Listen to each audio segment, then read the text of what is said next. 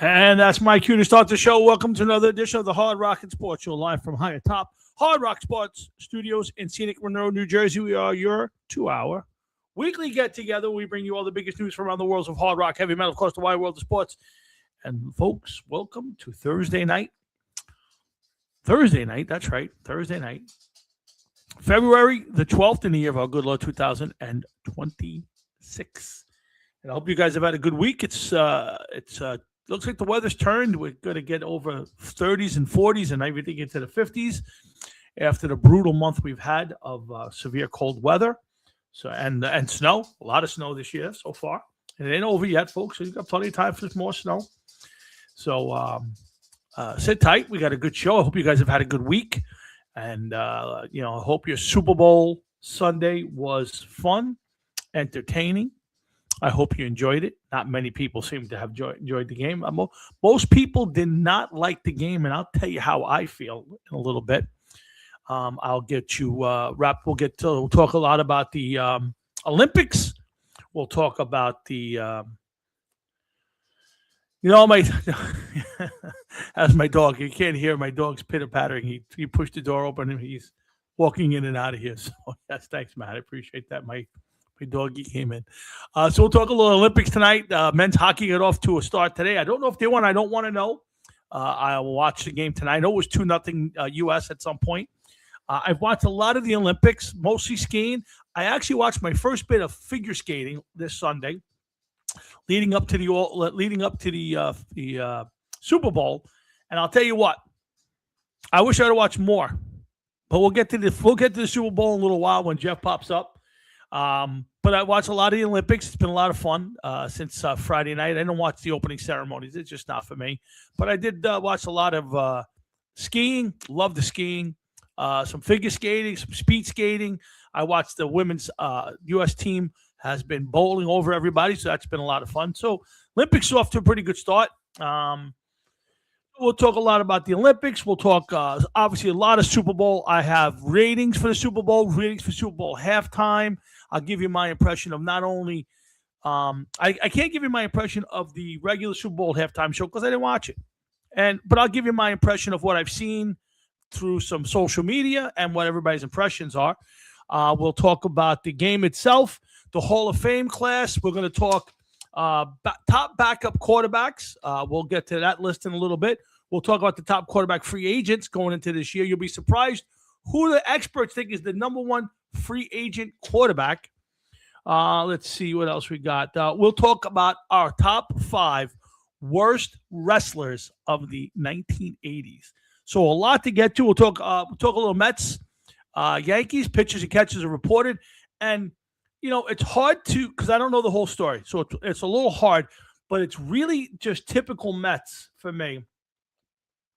We will, Matt. We're going to get that out of the way right away as soon as Jeff gets on. But I want to get this off real quick. It's typical Mets that they're ready to report to camp, and arguably their best player in Francisco Lindor decides that day he's going to get surgery and be out all of spring training. It's just typical Mets. I've heard a couple of versions where, they've known about this for a while and it just reared its head and now it has to be dealt with. I just can't imagine that a month ago, 6 weeks ago, 2 months ago, somebody didn't say, hey, we should take care of this before it becomes a problem. I have a hard time believing that. But it's typical Mets. Did you see what Kid Rock is trying to do to stop Scalp? I did not, Frankie. Please put it up there. Tell me what he's doing. And we'll talk about Kid Rock and his TPUSA halftime show. We'll talk about all of that. I do want to get Jeff on and get the show kicked off. And like I said, we got a ton of stuff to talk about. We'll get to the list of quarterbacks right away because it's a really interesting list.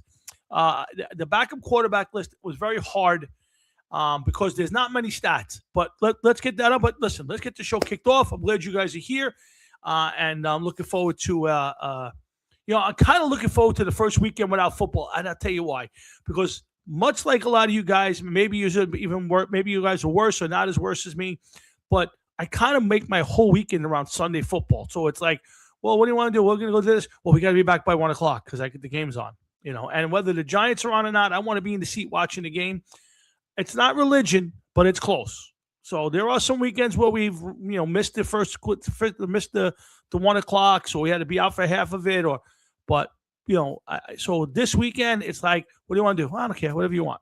So, but it is Valentine's Day weekend, so I hope all you guys are getting your special lady and taking her around and showing her how much you care and how much you love them. So make sure you do that. They should find who, Matt? Who should they find? Kid Rock? That wasn't a debacle, Matt. I don't know if you watch it. Again, Kid Rock's performance wasn't great, and we'll get to it. But I thought they did. I thought the Brantley Gilbert and Lee Brice were really good. But we'll get into it in a little bit. Let's get Jeff on and get the show kicked off. And we only do that one way, and that's by bringing on my partner in crime of 40 plus years, Mr. Jeff Blackest Sabbath. Tell me, Steve. What's up, Jeff? Not much. Not much. No. Okay. Jeff, let's kick the show off. We always do. Jeff, how was your week? Oh, it was a long week, man. But it's over, so can't really complain much. But okay. I'm reading some of the stuff that's being written here, and listen. As far as the halftime shows go, I heard a lot of people say bad things about Kid Rock and whatever, but I did the best thing that I could do. Not watch them. Well, you're not the only one. And I was a happier person for it. Yep. I couldn't complain about how bad it was either way or how good it was because I didn't watch it. I didn't give a shit about Bad Bunny. I didn't give a fuck about Kid Rock or whoever he had over there.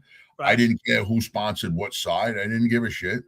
And what I did is when it was halftime, I went downstairs, took the dog out, went in the kitchen, got another bowl of chili, had a soda, came upstairs, took a leak, and then I hunkered down for the second half. And gotcha. I think I had a better life for it, man. I didn't have to put up with that. Well, I mean, you're not the only person who didn't watch it. It seems like there was peak audience for the Super Bowl was 137 million people. That's the peak. The halftime audience was 120 at halftime. There was 128 million people. Let's see. So there was a loss of, let's see, about 11 million. Yeah, there was actually more. So, but you know what? You got to think this way too. 128 million, you said? Yep. That doesn't mean that there was 128 million people watching because they were Bad Bunny fans. No. There was 128 million people total watching, but how many of them were watching, waiting to see what the hype was about, if the wheels were going to fall off? Yep. All of that stuff. So there wasn't 128 million people that were fans of his that were watching that. Not at all. Now, I would tell you that there's two different metrics people use. And Matt, that's fine. You're absolutely right. He should be fine, but we'll get to him in a minute. So there's the Nielsen ratings, which everybody knows that's they have this monitoring that Nielsen's been doing forever. And then there's also something called Samba TV, which is smart TVs. It measures people's smart TVs by the household. So what they showed was the halftime. So Nielsen at the height of the game was 137 million. When the game went live, but halftime they went down to 128 million. Samba TV shows you that there was 46 million households. 48 million households watched the game, yet only 26 million households watched the halftime show, according to Samba. So though there shows a significant drop. Now, the TPUS, I will tell you that I've heard all this, that it was, I've heard the one camp where, Bad Bunny, it was a theatrical performance and he brought everybody in and he was praising America. And then I've heard other people say, well, his performance was horrendous because he was spewing these lyrics that I have no idea. I didn't watch it. I saw a couple of things. I wouldn't watch it. How good is your Spanish? Not good at all. Now, I will say this, and I kind of got into it with somebody the other day about this. And here's my take on this, Jeff. The NFL has turned the halftime show into a product placement, okay, by saying, okay, we're going to put whoever Apple wants us to promote so people buy more stuff from them. That's who's going to be the halftime show instead of putting on an entertaining halftime show where people can be entertained by the person. And what I mean by that is, Jeff, do you realize since 2010, we have not had any artist on there that we would consider our generation? I can give you the list. The last time you can go back and say that there was an artist that you and I would be represented by was 2010, and was The Who. Now, before that, it's all McCartney, and it's so. All I'm saying, and this is what I said to a person, was, great, you had Bad Bunny this year. Last year you had Kendrick Lamar. The year before you had Usher. The year before you had J-Lo. When is my generation, who watches football for the last 50 years, who is at least 30 to 40% of the absolute market for the NFL, when do I get somebody that represents me, that I would stop and what? Now, if Metallica did it this year, which I would have watched just because it's Metallica and I would like to see what it was, there would have still been a drop-off because a lot of people would have said, fuck Metallica, and turned off the TV like I would have and did for Bad Bunny. So that's my cool take. Metallica either. Again, there are people who aren't going to watch it. And to be honest, Jeff, I haven't watched it. I think the only one I watched is because I had a whole bunch of people over was the Bruno Mars one, and that's 2014. And I only watched it because I had a crowd of people, and they all wanted to watch it, so it was on the TV. So here's the thing that you got to remember too, and I know that you're not going to like this, but it is what it is. Okay, we are a phased out, falling to the wayside demographic. A white male pushing 60. Nobody cares what we like, what we don't like, because the market is not geared towards us and our likes. Right. Okay, we're not the biggest spender of money compared to other demographics. That's not necessarily a bad thing, but it's the truth. It's what it is. Yeah. Okay, there are more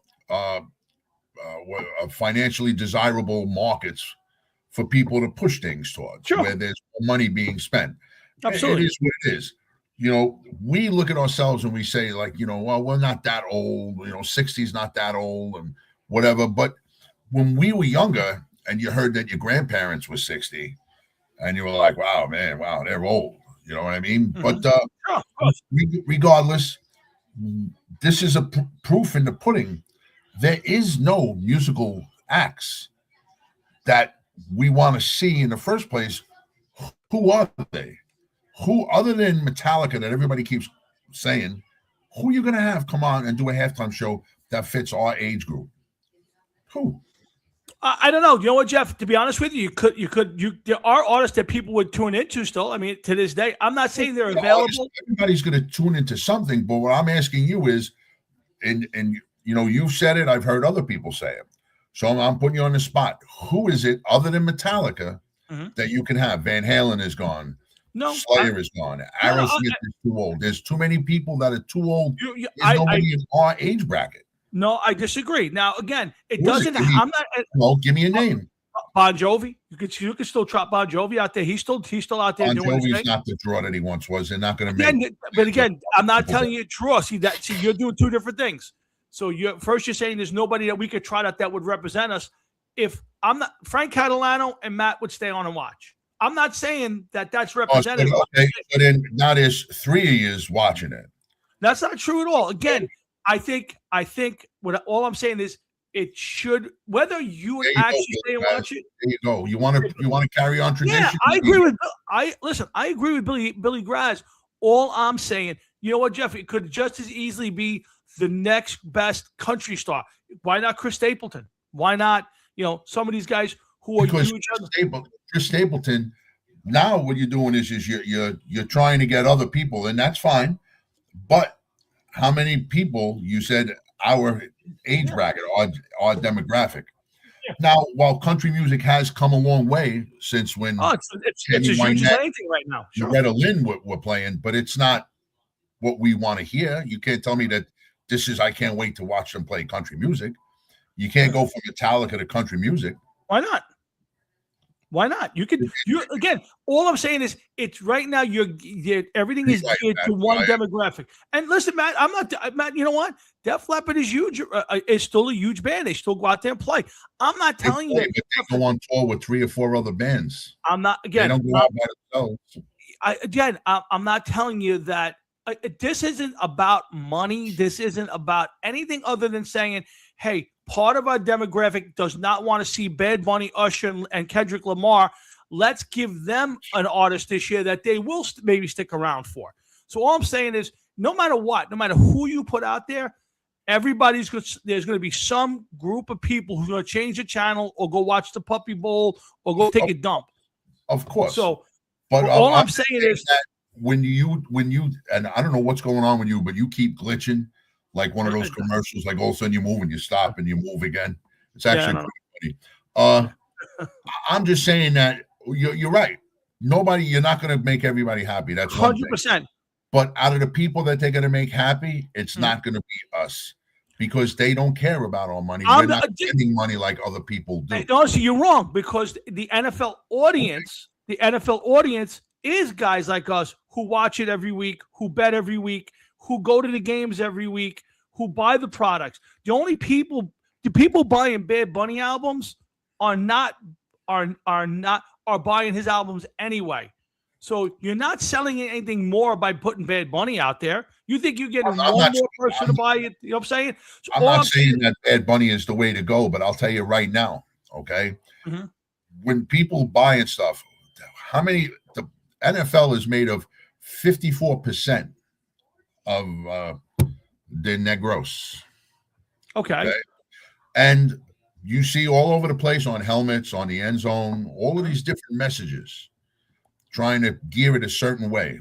No, you know? I get your point. Go ahead. So they're going to go with what these other people want to hear, Tom. That's all there is to it. I got you. Mike, again, I'm not saying that what I'm telling you is going to change anything. All I'm saying is the NFL owes it to their fans to be diverse in the entertainment because the halftime show is not product placement. The halftime show is not about selling albums or records. It's to say, hey, we're going to entertain you in between these 2 halves of football and say thank you for a great year. By the way, this year it's Bad Bunny. Next year it's going to be Def Leppard. The year after that it's going to be Chris Stapleton. All I'm saying is every bit of fans should be involved in the halftime show, and all they've done is make it easier and easier for you and me to go not watch the halftime show. I get your point. That's not who they're trying to. But it's not going to happen. Yeah, it's not going to happen. You know, maybe you're right. So again, we'll get it to the TPUSA. I switched over to TPUSA. It's already shown how many times that it's not going to happen. Well, here's the thing. So before last time you just said the Who, which by the way was our parents' generation, not ours. Well, but again, we grew up listening to the Who. Regardless, at least it's representative of a time when we grew up in bands that we listened to. So all I'm saying, so I went to TPUSA and said, let's give this a shot and see if there's alternatives. And I think alternatives are always good. And while it wasn't the greatest show I've ever seen, it wasn't a great production, I thought 2 of the bands did really well, and they did, I think, 8 songs.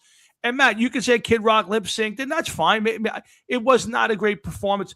I thought his country song as Bob Ritchie was much better than his performance of Devil Without a Cause. But I'll give them credit, and they got a lot of eyes on them. And it's I know it, again, everything you read, the NFL's a little freaked out because, you know, with only a couple months of prep time, they stole probably – it's 6 million online people looked on, but they didn't count the TV version because they didn't expect to get TV people, and TBN showed it. So it's somewhere in the area, probably 8-9 million people watched it live. And I think with a year ahead and a Dory plot next year's, I think they have an opportunity to steal the audience, and the NFL is going to have to pay attention because while you say they don't care, if you lose 20 million people for 40 minutes, your advertisement pricing goes down.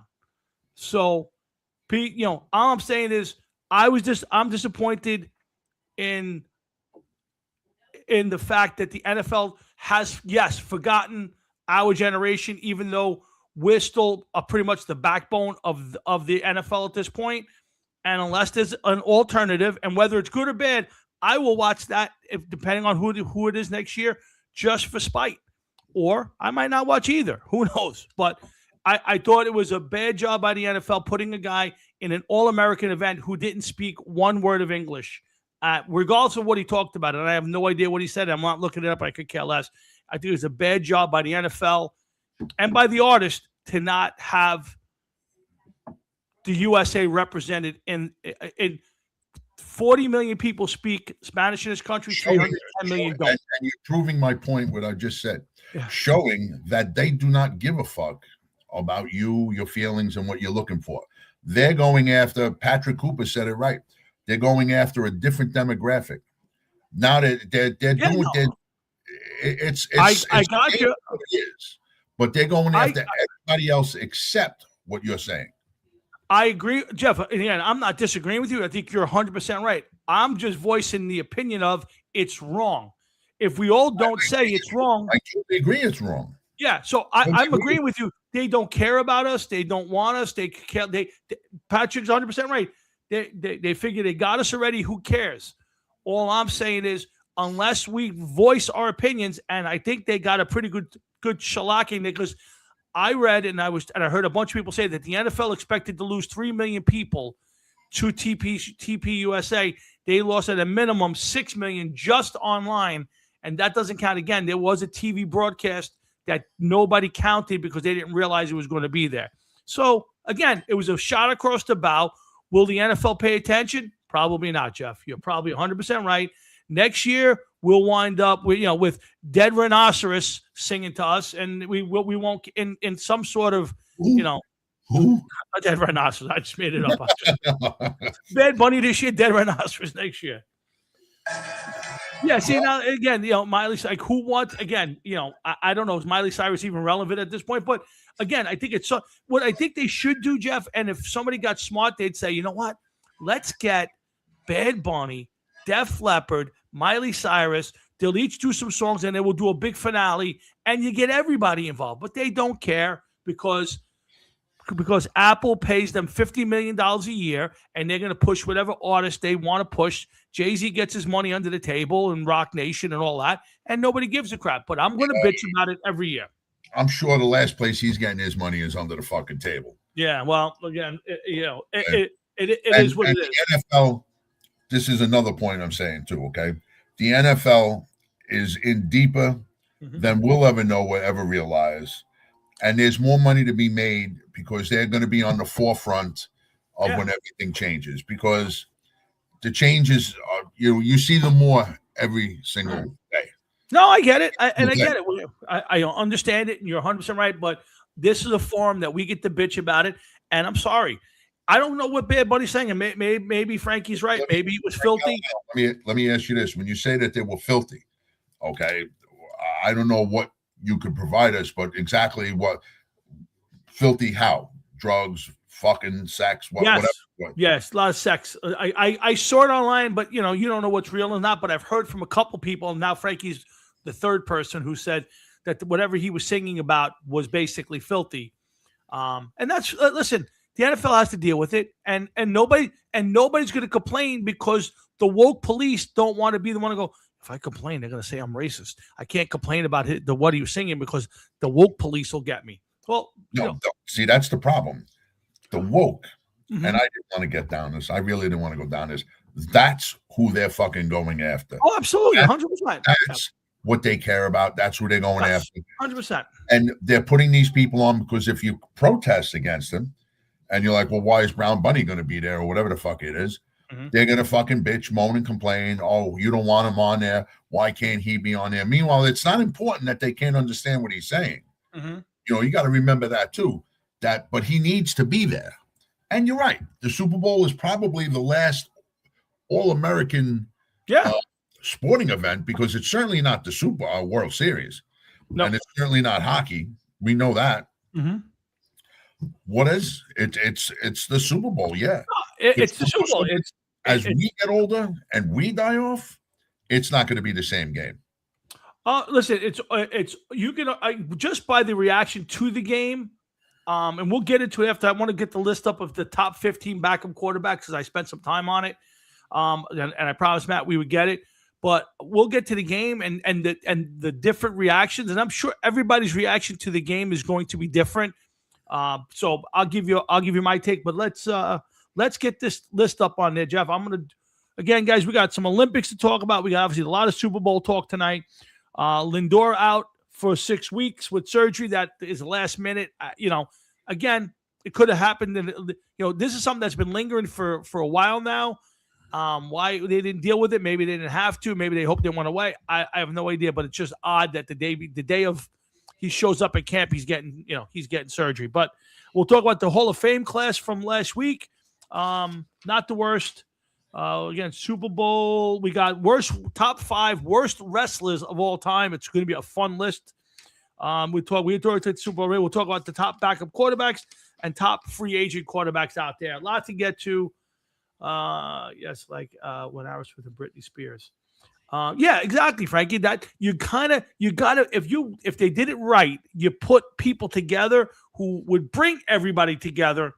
But Apple don't want to hear it, and neither does Jay-Z, and we're not going to get it. But to me, that's the right way. You drag out a Billy Joel, you drag out a couple of the old timers, a country music guy, and you bring in Deaf Bunnies and all them people and whatever. All right, so let me get my list up. Let's move on because it's that's really not a message, though, Frank. If that's what he was singing in his songs, that's not a message.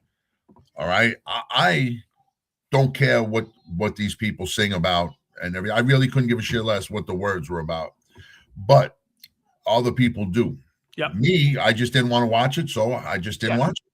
No, but as far as like my pussy, I really don't think that should be in a football game. And for the ones that maybe do understand it, I agree. Listen, and again, if you're talking about broadcasting standards and this and that and the woke police. The woke police won't complain because if they feel like if they complain, they'll be thought of as racist. But if that was Kid Rock or some other white performer, country singer singing that, the woke police would have been out and they would have had them out in chains and had to put the torches and the pitchforks out. That they are going to worry that they're going to look bad. I think that what they want is that for everybody else to look bad. Like, well, why can't Brown Bunny come and do the Super Bowl show? Exactly. You don't know what he's going to say. Maybe he's going to say some nice things. Maybe he's talking about bringing his mom to the park on a beautiful summer day. You don't know. Well, of course we don't know because we don't understand Spanish. Right. But while we're sitting there thinking like, wow, this song's got a nice beat to it. I like it. It's cool. Meanwhile, he's saying, oh, God only knows what. And once again, I'm not trying to be a prude because, I couldn't care less. But I agree with you. It's just don't watch it, and maybe won't do it no more. But evidently 128 million people tuned in to see exactly what it was all about.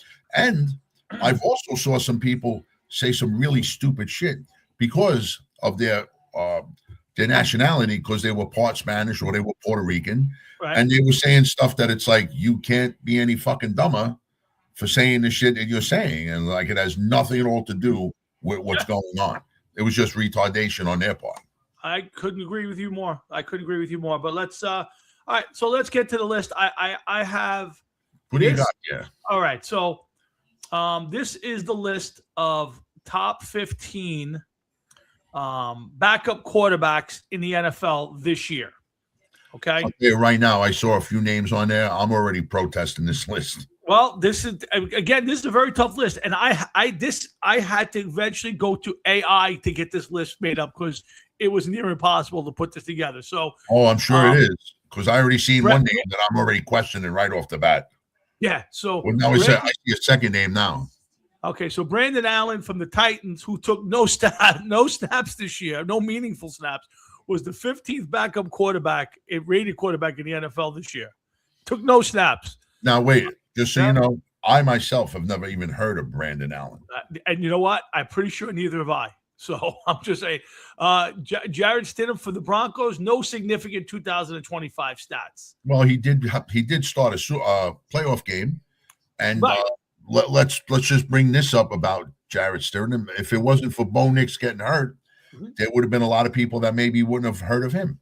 Yeah, well, I guess I would have known he wouldn't have known he was there either. Josh Dobbs for the Patriots was 7 of 10 for 65 yards this year. No, Cooper Rush for the Ravens didn't have any. Rush with Dobbs, he's that guy with no eyebrows, right? That looks yes, he just gets famed by that with no eyebrows alone. Yep. Kirk Cousins for the fact now he was the backup to Penix, but they wound up starting 8 games. So he's technically not a true, they call that not necessarily a true backup because he started multiple games. I don't agree with that. That's also why this way back in the 80s. Yeah, we'll have to get the research department involved in that. Yeah, I'll just throw in, this is just based on this year, not any other metric. This is I didn't do all time. That is near impossible because believe me, I tell you, it is near impossible.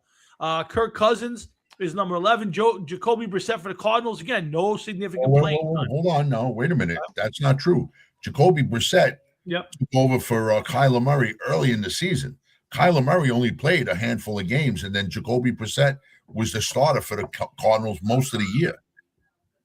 That's not what AI says. I did not look it up. This is strictly AI list. No, you can look it up. Don't go nowhere. Go ahead. I know that you want to get through this, but we got to do our due diligence here. Do you due diligence? Tell you what's going on. If I can fucking get to it, because this stupid ass fucking thing, standings, because it is important. I would say it is. And Jacoby Brissett, 315 out of 485. Okay, so 3,366 yards, 23 touchdowns, 8 interceptions. All right, so he should not have only played 5 games. All right, so this again, so AI was wrong on this guy. That's fine. I'll let it. I'll move on. Nick Mullins made the list from the Jacksonville Jaguars. 20 career starts, known for streaky play. Davis Mills, 26 career starts, no starts since C.J. Stroud arrived. Mason Rudolph, Pittsburgh Steelers, no major 2025 stats listed. Think about this. Randall Cunningham, after he left the Eagles, was a backup quarterback. All right, so Matt, you're talking about all-time guys now. So how do you? Here's the thing. That's a tough list, man. I started going through that. Most of the guys who you're putting about were starters for most of their career. They may have only been a backup for a few years. So I'm going by guys who are career backups, guys who just don't really start. So, Danny White was a backup for a few years, and then he started for a decade. It's your list is a little hard to put together. Hostetler was a backup for 7 years, and then he was a starter on 2 teams for 6 or 7 years. So, that's a different category. That's more guys who were starters and became backups, and backups who became starters.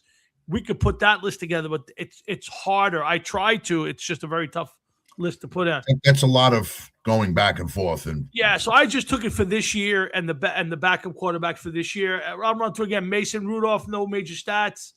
Tyson Bagent, never heard of him. Chicago Bears, 4 starts 2 years ago. Mr. and Mrs. Bagent's kid. There you go. He was a next door neighbor. Kyle Trask, 11 career pass attempts, 0 starts. Jimmy Garoppolo did not attempt a pass, only kneel downs to 9. Now hold on a second. We are blowing through this. We got to touch base here and there. Jimmy Garoppolo, just a few years ago, was like on the verge of becoming one of the hottest commodities in the NFL. Everybody wanted him. Where's he going to go? Yeah. And there he is. He had 9 kneel downs throughout the year. Yep. Now, I understand when you got Matthew Stafford, especially the year that he had, MVP, which he won by 1 vote. How could you not start Matthew Stafford? You know what I mean? Correct. And how does Jimmy Garoppolo not be able to start when there's in the league where Jacoby Brissett is a starter out there? Well, listen, he was on fucking Arizona. I hear what you're saying, but he was on Arizona. And Kenny Pickett, does he even count as a backup in Cleveland? Who wasn't a backup in Cleveland? That's the point. Sorry. Zach Wilson made it on to quarterback 2. Did you pick him, or was that a fucking AI pick? This is all AI. I did not pick any of this list. I AI this list. I find that insulting that they even got him on a list. There's got to be better quarterbacks than him.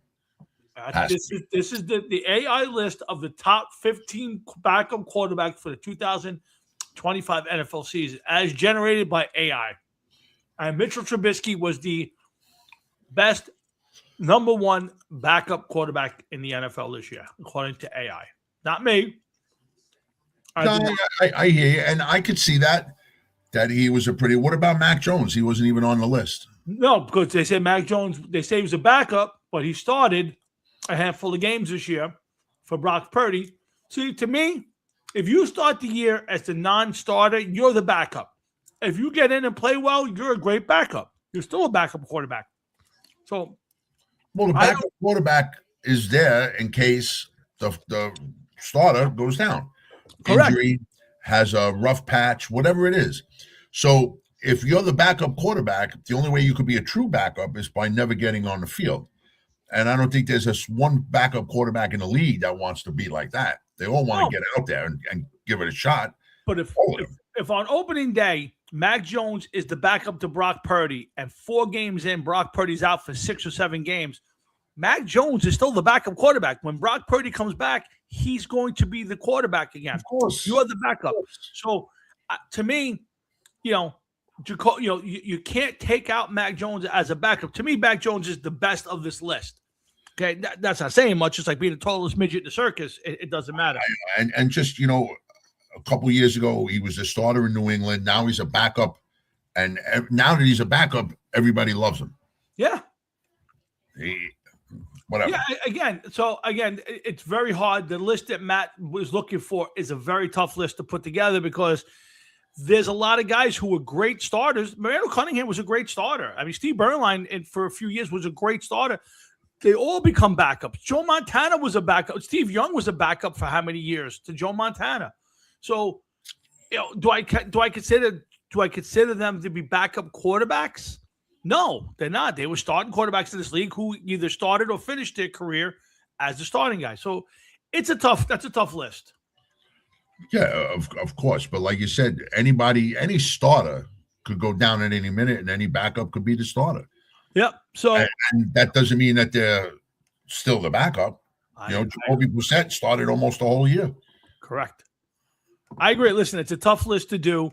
But that's how they're ranked by AI as far as who and if you need a backup quarterback, that's the top 15 list to pick from. That's essentially what that list is telling you. So but you sure that wasn't based on 2024? Nope. No, that's based on 2025. So I'm just giving you what it says. So now let's move on a little bit because I wanted to also get in the top 10 free agent quarterbacks. That's not the quarterbacks who might be out there looking for a job. Who like Kirk Cousins or Tua, guys who are still on the contract but may wind up something. These are guys who are free agents this year who will be looking for a team. And the first one up, Jeff, is the old Jet quarterback, drafted number 2, Zach Wilson. Is that age right? 26? That's what it says. Zach Wilson, 26, barely played the last 2 seasons. Wow. He's now the backup to Quinn Ewers, who looks like he will be given a chance to get a job. So Zach Wilson will be looking for another team, which I think will be his 4th. See, Jets, Broncos, Dolphins. Yep, Dolphins. Yeah, so he'll be on his 4th team, and he will get a job somewhere. Of course he will, because he is listen, he sucked with the Jets, but he still managed to win 7 games when he was there, or helped the team win 7 games, which is a lot better than they've been doing the last couple of years. That's right. Super true. Could there be a reunion in the Jets? Maybe we made a mistake with Sam and he went out there and won a Super Bowl. Maybe they bring back young Zach and they try to kind of catch fire and Super Bowl bound Zach Wilson and the Jets. What do you think? Well, they could catch fire, yeah. They could catch fire, yeah. There's enough gasoline everywhere for them to catch fire. Number 9 is Mitch Trubisky for the Bills. He's been a backup 5 full seasons. It wasn't that long ago. Mitch Trubisky was a starting quarterback in this league for the Bears. I think for the Steelers. Yep. So I mean, he didn't start. I think I know he sporadically started for Buffalo, but he was never had No, the chance to start for Buffalo. He was no, always a backup over there, right? that's And correct. didn't Yeah. he go back to Didn't he go Chicago, Pittsburgh? Didn't he go back to Chicago or He something like might have. He might have. Maybe Matt could tell us that. Yeah, he might have went back there and failed again, and then went back, went to the Bills. So he may return to the team he knows. He's 31 years old. He could still, maybe catch fire and have a couple of guys are playing into their 40s now. It's still got 7, 8, 9 years maybe ahead of him.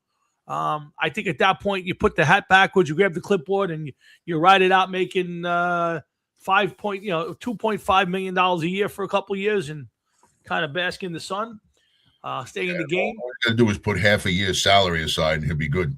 There you go. Kenny Pickett is another guy be looking for a job now. This guy, I tell you what, coming out of Pitt, people thought he was going to be the real deal. He went to Pittsburgh, didn't last long.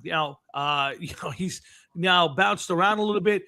People are thinking he's going to wind up with the Raiders. I don't know. No, he actually wound up with the Raiders last year. I'm sorry. Somehow he wound up getting released from the quarterback-heavy Browns team, and he'll be somehow. Imagine being the one that gets cut from there. Imagine you get cut, and Deshaun Watson stays. Or Shedeur Sanders. Shedeur Sanders, Dylan Gabriel, Joe Flacco. Oh boy, I think there was I think at some point, Jeff, I think you had a few snaps last year. Well, listen, yeah, I hear that.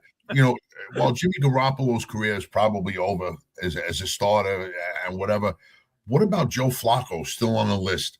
Does he get signed this year someplace? Well, he's coming up. You got Jimmy Garoppolo coming up, but yeah, I said I thought you bypassed Garoppolo. Joe Flacco's 41, probably be 42 next year. Do I think Joe Flacco's in the league next year? Yes. There is a dearth of quarterbacks out there. The people just need somebody to take snaps and be reliable and be that guy. Yeah, I'll tell you, I think Joe Flacco, especially if he wants to, Joe Flacco will play somewhere next year, whether his hat's on backwards all year or he's got to get on the field. Joe Flacco plays next year. The only guy that could be on the sideline all game and not have to take a shower. Never has to wash the uniform. No. Next up is a guy has been bouncing around this league for a long time, and Marcus Mariota. He's shown himself to be okay in some spots. Never been the guy could lead the team for long periods of time. Another guy, 32 years old, still running around out there. He just made $8 million this year, and he will wind up on somebody's bench, Jeff, this year. He's the number 5. How come that's not a name that's being thrown around with all these other quarterbacks? You're going to tell me that Kyler Murray and some of the other names mentioned too are better options than Marcus Mariota as a starter? You think for a year starter? Yeah.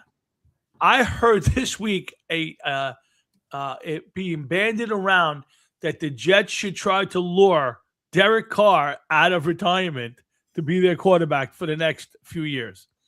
I don't know about 2 years, but maybe if they got him for a year.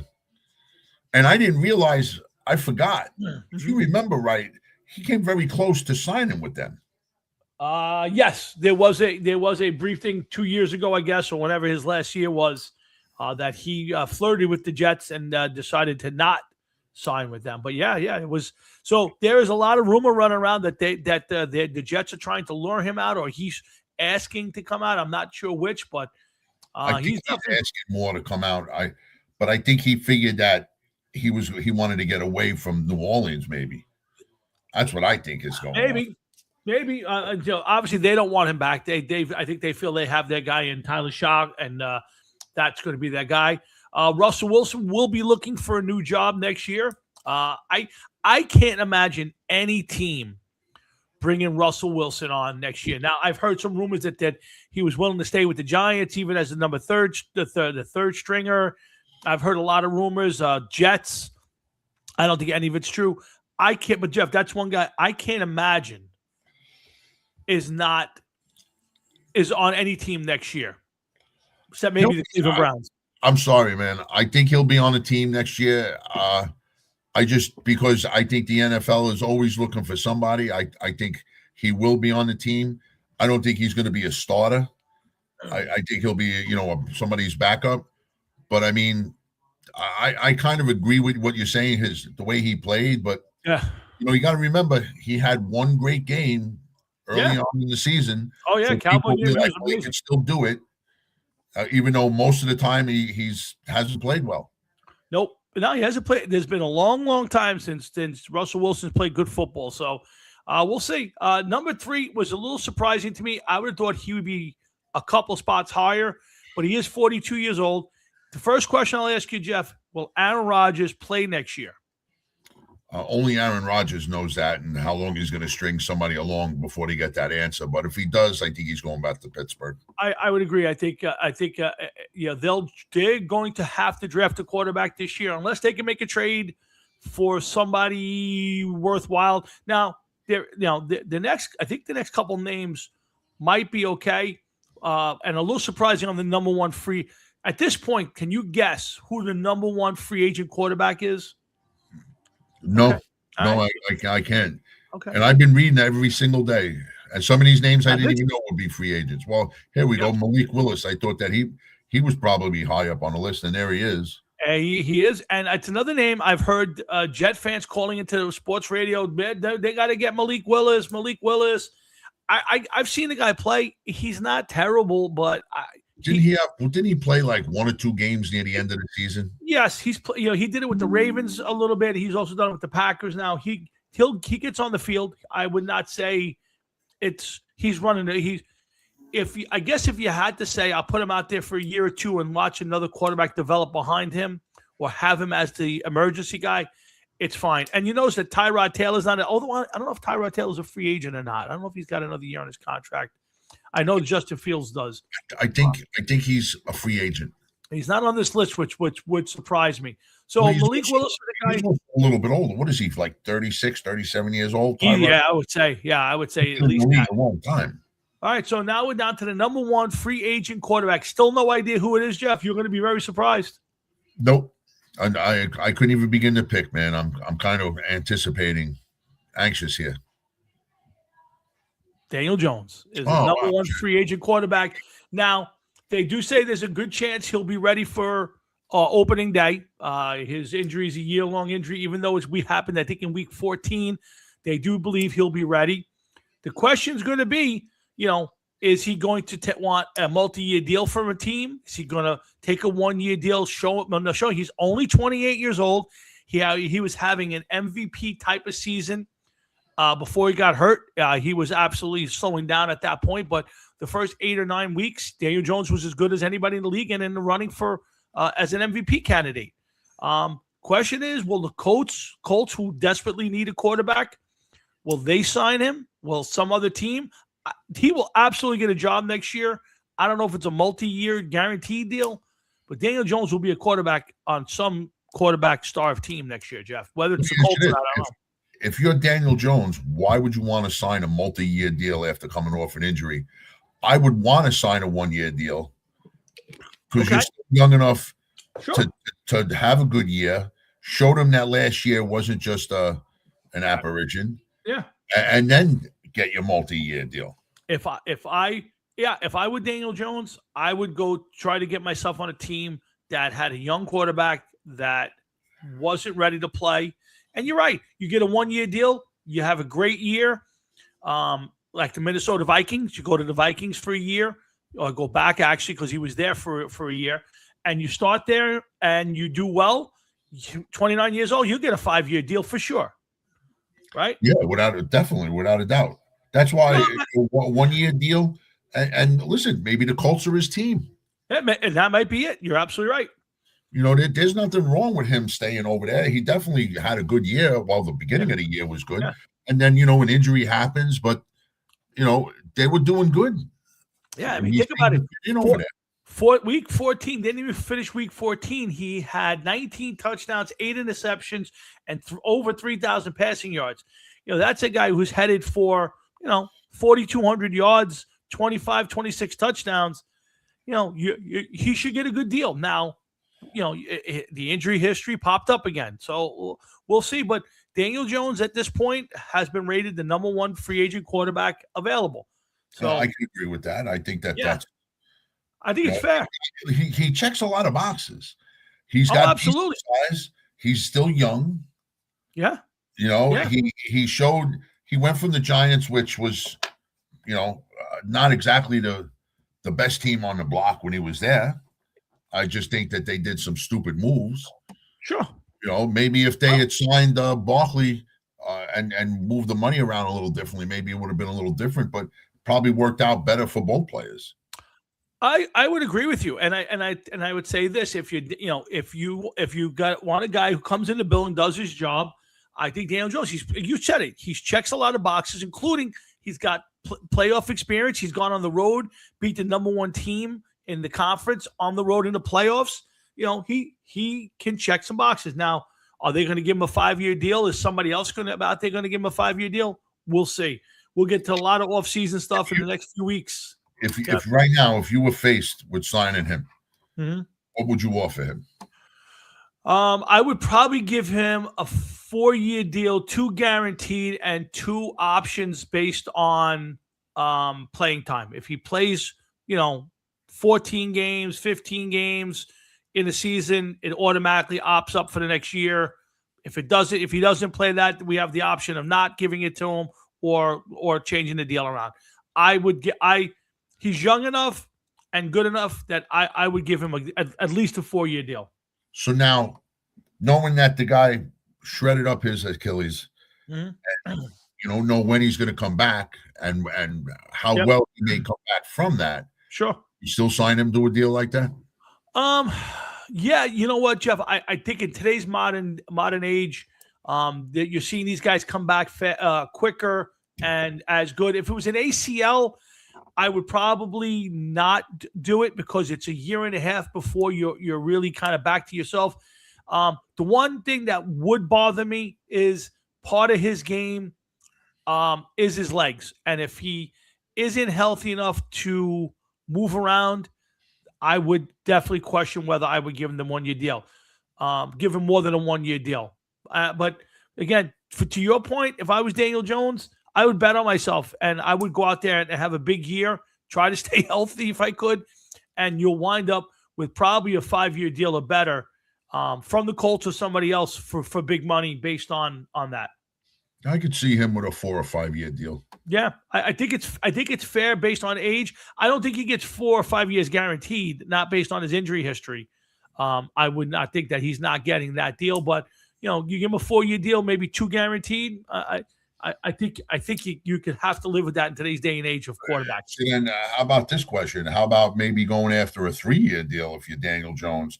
Because then if you do good over 3, then maybe you could get another 2 or 3-year deal. Oh, absolutely. It could be the tail of your career. You don't know. 100%. I think if you're Daniel Jones, you probably take years over money. So you're not going to get 40. You're not going to get 40 million. Maybe you get 25 for 3.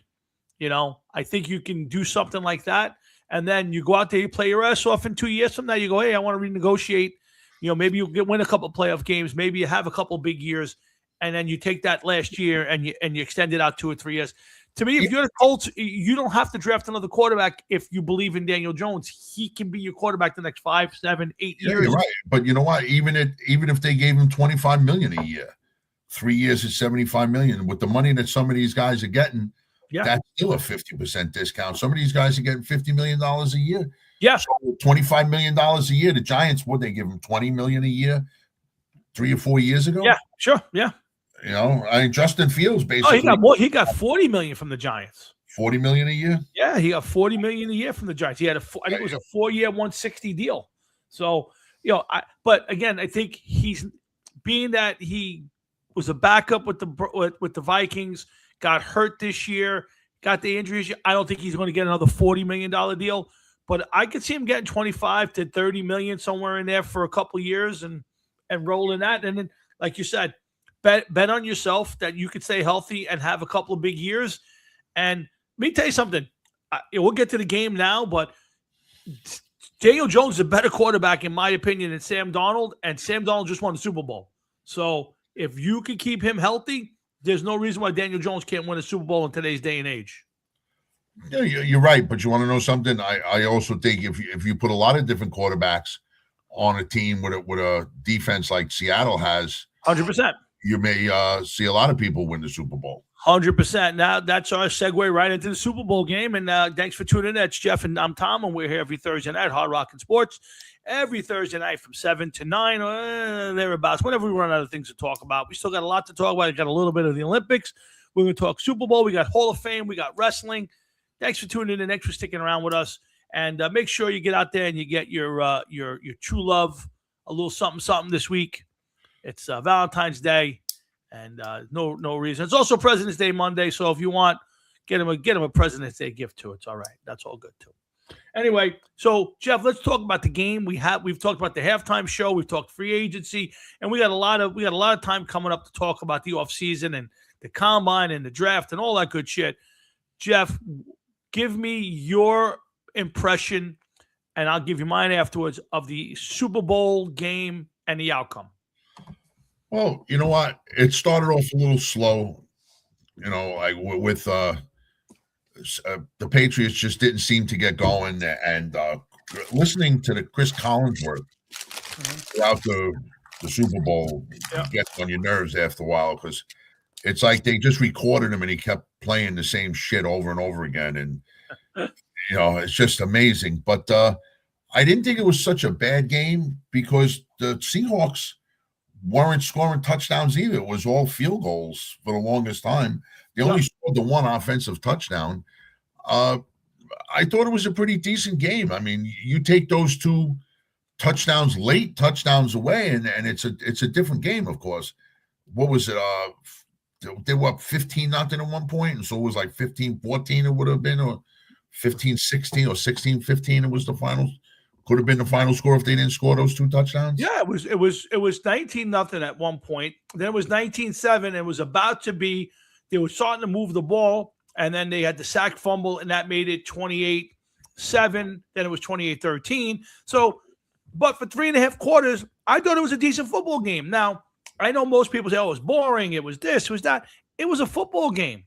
The two really good defenses played a good football game. Yeah, but Seattle moved the ball. Seattle was moving the ball better than the Patriots. Better than the Patriots, but the Patriots didn't seem to be moving the ball at all. Very true early. I would agree with you, but it was a defensive battle. The Patriots, the Seahawks did a better job. Had Definitely. So again, because don't forget too, Donald only completed 50% of his passes. 19 of 38 for 202 yards. He was not great, and certainly it wasn't lighting the world on fire. No, they won because they played. See, here's the thing, and I was not arguing, but I was having a conversation with some of the guys at work, and they were like, "Oh, it was a boring game." And I said, well, what do you guys think? Like, they go in and say, "Okay, we're going to have the greatest play of all time happen in this game." No, it was a football game. They played defense. They ran the football. They played field position. It was a football game. It was a close game till the middle of the fourth quarter, and then it got blown out open. Would you rather that or a 55-10 game where it's over in the second quarter? I thought it was a good football game. There were no turnovers. There were not a lot of penalties. It wasn't an ugly game. It was just a good defensive battle, and that's football. And that's the way a football game should be played. I think it was more defensive for Seattle than it was the Patriots. I just don't think the Patriots got going. The Seattle defense was very good. They played great. They were great. As far as the sacks, they were stifling, but that Patriots offense they were so good for so long throughout the year. Mm-hmm. And then they just came across a dry game and just really couldn't do much. I think you're spot on. And I think, and I normally don't pay attention to it, but I think they were right, because you saw a big change in the Patriot offense in the playoffs when they had to play good teams. When they had to play a good defensive Bronco team, when they had to play a really good Seattle defense, they couldn't score, and they didn't have the answer. And I was very disappointed in Josh McDaniels that he never, ever, ever changed. He should have been rolling the kid out to get him out of the pocket, give him an opportunity to put a little pressure on the defense to come up, maybe open up the stuff. But they were getting to him with 4 players, and Josh McDaniel never adjusted to what Seattle was doing. And that was a bad job by the coaching staff, by the quarterback. And you're right. But I do think the Patriot defense was, anytime you can go in a game against that kind of team and limit them to a bunch of field goals, you're doing a good job. It wasn't as good as the Seahawks defense. You're 100% right. But I don't think the Patriot defense was bad. They just gave up some big plays. Holding them to 15-0. Yeah. So, I mean, they weren't running away with it. It wasn't 28-0 after the first quarter. The game was well within reach. And by the way, I don't know about all time, but we just said this stat last week. Yeah. 35 points was the most points scored in a half or a quarter in the Super Bowl, and what they did 33 points. Yeah. So, it wasn't that bad of a game. No. And they did most of that in the fourth quarter. Listen, I don't think it's the most exciting football game I've ever watched. It's not the best. It won't, to me, it's no classic. I would never want to watch it again. There's nothing in there. But when I watched it, I was in the middle of the third quarter, and it was still a football game. It was 19-7. If they go down and score, it's 19-14 or 15. It's a football game with 4 minutes left in the game. All of a sudden, it got blown open. So, yeah, it was bad at the end. But I would tell you it was just a good defensive battle. Two teams. They took both quarterbacks could not do anything to sustain all night long. And I thought Seattle just was the better defense. And Matt, you're 100% right. Hey, I think he was 50% of his yeah, he was terrible. He even when he could throw the ball, he was throwing the ball into the ground. His mechanics were off. He was absolutely rattled. And Matt's right. They have no receivers. Their tackle and guard on that side were terrible. But again, if you're a good coach like Josh McDaniels is, you have to adjust. And what they didn't do was get the kid out of the pocket. They left him in that pocket to take a beating all night and never changed. I'm saying he was like that. Drake May has to run the ball. He's right. He said the entire goddamn night. Now there were times that I thought he could have took off and ran early. He didn't. But if I were them, I would have gotten him out of the pocket and let him either use his legs or force the defense to have to make a decision, and not, like Matt said, sit on the routes. And that's all they were doing. They were sitting back, and the receivers were playing zone, and they were running to them. It was a good game plan, and the key was with their front four, they were getting to him without blitzing. They did blitz. Witherspoon was coming off that edge blitz, and it worked every time. And they never adjusted to it, and they lost the game. But to the people who say, oh, it was a terrible football game, no, it wasn't. It wasn't a memorable game, but it was a good football game. That was a simple football game. Yeah, it wasn't the greatest football game by any stretch. Super Bowl, but it wasn't bad. I enjoyed it. I thought it was better than other games in the past. Yeah, I mean, listen, we went through an era in the late 80s and 90s where, Cowboys were beating the Bills 50-something to 10. The Chargers lost to the 49ers 50-something to 10. I mean, that's a bad football game. When you're in the second quarter and you're going, maybe we should go out and have a catch. That's a bad football game. That is not what you want. Yeah, we've had some classics over the last decade and a half or so. Yeah, Frankie, agreed it was boring in the sense that there was no major drives. I get that part. But, it wasn't a game you're sitting there going, this is bad. Holy cow. I can't watch this anymore. No, you're going, all right, one play. All you need is a play. All you need is one fumble, one bad snap, one turnover, and the game could have changed. As slow as the game was, it was relatively close, like you're saying that. Yeah. At any given moment, it could have gotten broken wide open one way or another. Somebody could have won. Somebody could have made a run at it. Yeah. It was what it is. And it wasn't a bad game. I think it was definitely better than some of the previous Super Bowls we had to sit through. Absolutely, 100%. So, again, not a classic, Jeff. I would not, if we were doing a list of top 10, it wouldn't make the top 50. It wouldn't make the top 50 at this point. No, definitely not. Yeah, it just wasn't a great football. It wasn't a memorable game, but it was a good football game. And the problem is people nowadays just want footballs flying all over the place. Let's score 40 points. That's fine. That's not football to me. Run the football, play defense. That's what wins championships, folks. And don't make stupid decisions from a head coaching standpoint. And the coaches didn't. They played it close to the vest. There was tons of punts. I think New England at one point had double the amount of punts than they did first downs. I mean, it was just ridiculous. So, yep. But that was the last football game for the year. Matt, I don't count the UFL. I'm sorry. It's not football yet. Maybe someday, but it ain't football yet. But so we have to go 7 months without real football games, Jeff, and it's the start of that time. Listen, there's going to be enough happening very shortly. Yeah, there's always football. Starts, then the draft will be here before you know it. So we'll be getting things to see. Yep, July is the only month really you look up and say there's no football. I mean, after mini camps break at the end of June, until camp starts at the end of July, it's the only quiet time in the NFL right now. So we'll start bringing up some free agent stuff. We'll start getting ready for the draft around here. We'll do our mocks. We'll talk about any signings, anything that happens starting March. I think it's March 11th is free agency. So still a lot of football to get to, just not tonight. So for now, let's move on. I want to talk a little bit about the Olympics. I know you don't watch much of the Olympics. I haven't had a chance to watch anything. I do like the Winter Olympics, but just haven't had a chance to watch much. But I'm actually surprised because I've been following the medal count. Yep. And it seems like the United States and I think it was Norway were the only ones winning any kind of medals this year. And even the United States isn't winning anything. Well, I'll give the medal count as of yesterday. I didn't get an update today, but as of yesterday, let's see. Norway was first with 13 total medals. Italy second, or tied for first with 13, and the U.S. had 12. So Norway, Italy, and the United States all in double digits, and they're the only ones. But now it's starting to kick in. The USA women's hockey team was 4-0 as of yesterday. I don't know if they played today. The men's kicked off today against Latvia. They have a very good chance at least a silver. Should have a real decent chance at a gold, which I will watch. So if you get a chance to watch the Olympic hockey, U.S. has a really good team. It should be a lot of fun.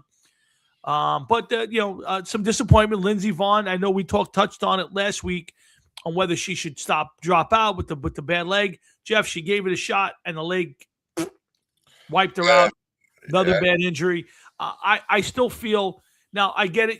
She worked her ass off. She made the team. Get it. But realistically, Jeff, she took away the opportunity for a young girl or another young girl to get their chance at the Olympics.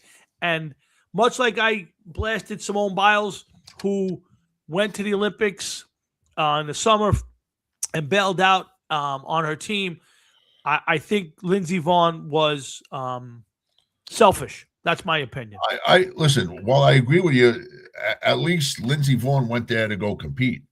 The other girl got out without even competing. I it's different. I agree. No, you're right. It's completely different. Completely different, yes, but I understand the gist of what you're saying, and that's not why I brought it up. I just wanted to make sure that while Lindsey Vonn maybe shouldn't have been out there with an injury, especially a sport like skiing where it's all legs. You got to turn on a dime like that. But you know what? Give her credit. She went out there. What does she last? Like 9 seconds or 13 seconds? 13 seconds, I believe. And then I think she's having another surgery now, her knee, something. I don't know, really terrible. Yeah, she is completely fucked, man. Yeah. Her knee must look like shredded wheat. Yeah, but she, So again, to your point, yes, at least she showed up and gave it an effort and cost her probably the rest of her career based on the injury she's got now. And I would think 41 years old. I think obviously they must have a senior circuit for skiing. Well, yeah. She'll never get to the Olympics again as an athlete. So, but the rest of the Olympics has gone pretty well. I gotta tell you, I was watching. I don't know if you heard me when we opened the show Sunday. I got into the figure skating. They have this new thing now. Last couple of years, I think it is, where it's like a team thing. They go out there, and the men's and the women, they compete against the other countries, and depending on who wins, they get a certain amount of points, and whoever gets the most points wins the overall gold medal. And the U.S. won, and they have this incredible skater, this kid, Ilya something or other, Manarin, who looks like a total douchebag, by the way. Oh, that guy? Yes. Yeah, he does like backflips, skating. Incredible skater, don't get me wrong. The guy's unbelievable. I can't stand on skates, so Matt just doing what he does. But yeah. So he first off, like he competed the night before and it wasn't great. And he was like, well, I'm not here. I'm not here for that. I'm here from the individual. And then he had to backtrack on it. But the U.S. won, and I was very happy. I the first time I think I've ever sat and watched an entire skating competition. I watched the entire afternoon. I was watching that. And last night I was watching men's doubles luge, which I said it. Nobody commented. I'll say it out loud, and I don't care if it gets me in trouble. That is just speed gating for gay guys. I'm sorry. I while I understand where is, you're coming from, I must say a couple things about luge, especially the doubles. It's sick. It's absolutely sick. When one man is on a sled on his back, now his best friend wearing a skin tight outfit lays on top of him. It would be like me and you signing up for the luge doubles. Could you imagine that? We probably do like 3 miles an hour down the hill. They have to get a donkey to drag us down the hill. Yeah, that's one thing. But you got these guys. And what do you say when you're on the bottom? I'm not wearing any underwear, and off you go. Like No, you smell terrific up there. Yeah. Oh my God, you feel that? But it's an insane sport. It's insane. Yeah, I was watching it. I haven't watched that in a long time. You watch the bobsledders, and they have the 2-man and the 4-man, and you say, "Oh, these guys are tucked in there," and it's like scary. I'm watching these 2 guys go down, and I know they say they're able to control it and move, and they're flying. And there's the guy who's steering. You go, all right, at least he feels he's in control. The other guy, whoever's not steering, has got to be going, I'm gonna die. I'm gonna die. I'm gonna die. I'm gonna die. I'm gonna die. I'm gonna die. It's gonna be. What do you do? You fucking keep your eyes closed the whole way? Like, what do you do with that? It is scary, but I gotta tell you, those events, like the luge, the bobsleds, skeleton, where I think it's the one guy goes down face first. I think those are incredibly fun to watch. Is it a 2-man skeleton team, or I don't know if it's 2 men. I think skeleton's only 1, if I'm not mistaken. I'm asking if there was, like, what's worse, a 2-man luge? Oh, skeleton. Or, one guy laying down and the other guy behind him. Because the guy in the bottom, if the thing stops, the guy in the bottom stops, but the guy in the top, he keeps going. And depends on what's holding him in there. I don't know. We know the damage that could cause. Yeah. And did you know? Yes. Speaking of 2-man luge, that there was a thing within the Olympics that these guys were doing something with their fucking outfits around their wieners. Yes. Out on draft or drag or something. One of the Norwegian nations, I'm not sure which one it was, they were injecting their penises with some sort of acid to make it bigger so they can have bigger suits for some reason. So they were injecting their penises with this acid. It was the most incredible story I've ever heard. I have to look it up again, but boy, oh boy. That acid? that is true. They got caught. I guess they got in trouble for. I mean, I know they got in trouble, man. Great. That. Oh my God, it's great. But the Olympics, I like the Summer Olympics, but the Winter Olympics is much more fun. But the skiing, Frank, I'll see if they got a 2-for-1 deal. We'll split it. Would you guys share needles, or would you have to have your own? I would prefer to use my own needle. Okay. In my own house while Frank's in his own house. But listen, hey, if it's $100 off for $50 a piece, But the Olympics is a fun event, and there's still another whole week. It goes till the 22nd, and let's support the team. Again, it's on all day. There's like 4 or 5 channels. They do like the men's hockey is being replayed tonight at 11. So I'll be watching the game tonight at 11. What is your favorite? One of your favorite events? I mean, I love the bobsled and the luge because it's insane what they do. But you know what I really dig too? The fucking speed skating. Oh, those guys are great. Yeah. My God. Yeah. I love that. Yeah. There's the couple of them. There's the ones where they go around the track multiple times. And then they have the other one where it's like 5 or 6 guys and it's around the tight circle. Yeah. And then they when they go and they cut in front of each other to go on, they switch sides on the track. Yes. Yeah. There's a lot involved with that, and did you ever see the size of the thighs on those? Oh my God. It's amazing. Yeah. It's all legs. I mean, oh my God. Yeah, I enjoy all those sports, but they also have, I think if there's like a bicycle one on ice. I want to say there's like a really weird one. I watched the hockey on Peacock. Yeah, I was at work at 3:00, so I didn't get a chance to see it. I've seen that before. Yeah, motorcycling on ice, but I don't think it's an Olympic event. No, not motorcycle. I'm pretty sure there's a crazy bicycle one, but I have to. I might be wrong. I might be thinking something. Maybe one of those crazy. That was on like the Wide World of Sports back fucking. That them motherfuckers would do everything. Mary Lou Retton's a very sick woman now. She has all sorts of lung problems, I think it is, and she's definitely had a very rough life the last few years. Yeah, I'm not sure what it is. By the way, speaking of the Olympics, just for the record, Frankie Catalano puts up a post yesterday about the Super Friends. I don't know if anybody else saw it, but I did. I don't know. What was that about, man? Well, Frankie just said, who was your favorite superhero on the Super Friends? So I chimed in and said the Green Lantern. I was a huge Green Lantern fan. I go home last night. I'm flipping channels, and it turns out my TV system has this thing called MeTV. It's memorable entertainment television, and they play all like old shows. You can turn on there in any minute, and you run into like Lost in Space or MASH, and it's got two different channels. The other channel has like Barnaby Jones and Maddox, and so Maddox, wow. Yeah. So yes, she did. So you're right. So that's also on there. I'm flipping channels, and now MeTV has a Toon channel. So yesterday I'm flipping through it. Huckleberry Hound, Captain Caveman, Super Friends, Challenge of the Super Friends, and the Scooby-Doo Laugh Olympics. I taped the Scooby-Doo Laugh Olympics, and I was watching it before I did the show tonight. That's why I got on late. I was pumped up. My wife goes, "Are you really watching cartoons?" I'm like, "This is my childhood right here. Every Saturday morning." Once Soul Train came on, I knew I could go outside. But until Soul Train came on, it was all the cartoons. Yes. So I was so excited that MeTV has a Toon channel. It's all those shows.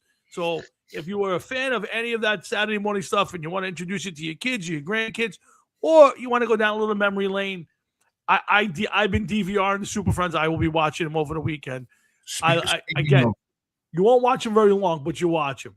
Speaking of memory lane, a couple weeks ago, I caught Batman with Adam West on. Okay. And it was just like, you don't watch it for a long time. No, thank God it wasn't that one. But when you don't watch it for a while, and then you finally see it, then you realize like how bad it was, but how great it was to watch. 100%. The fight scenes were always incredible because you would hear like bam and all this fight. Yeah. And nobody ever got a black eye, a broken tooth, not a drop of blood, nothing. Yeah. Ever. No, nobody got killed. It's like watching the A-Team. But who was your favorite?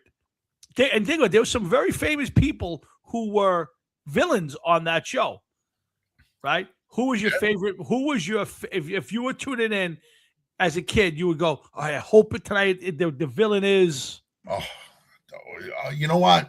I for the most part I dislike the villains, of course, because you're a Batman fan, of course. Robin. But like, I didn't mind the Joker, Cesar Romero. Yeah, great character. Burgess Meredith as the Penguin. Yep, and then there was a lot of people. Joan Collins. Yes, was the Siren. She was the Siren. Yes. And then there was one King Tut. King I Tut. forget who King Tut was. Okay, so then Anthony knows King Tut is my favorite Batman villain. Remember King Tut? Yes. Who was? I know the face. I can't think of his name. I don't remember. And then there was a couple others that were Frank Gorshin, not Gordon, Gorshin. But wasn't there two Riddlers? Yes, there were two Riddlers. Yes, there was the Bookworm. Right? The Bookworm was, I think, Roddy McDowell. Yes. Had Mr. Freeze was nice. Mr. Freeze was Otto Preminger.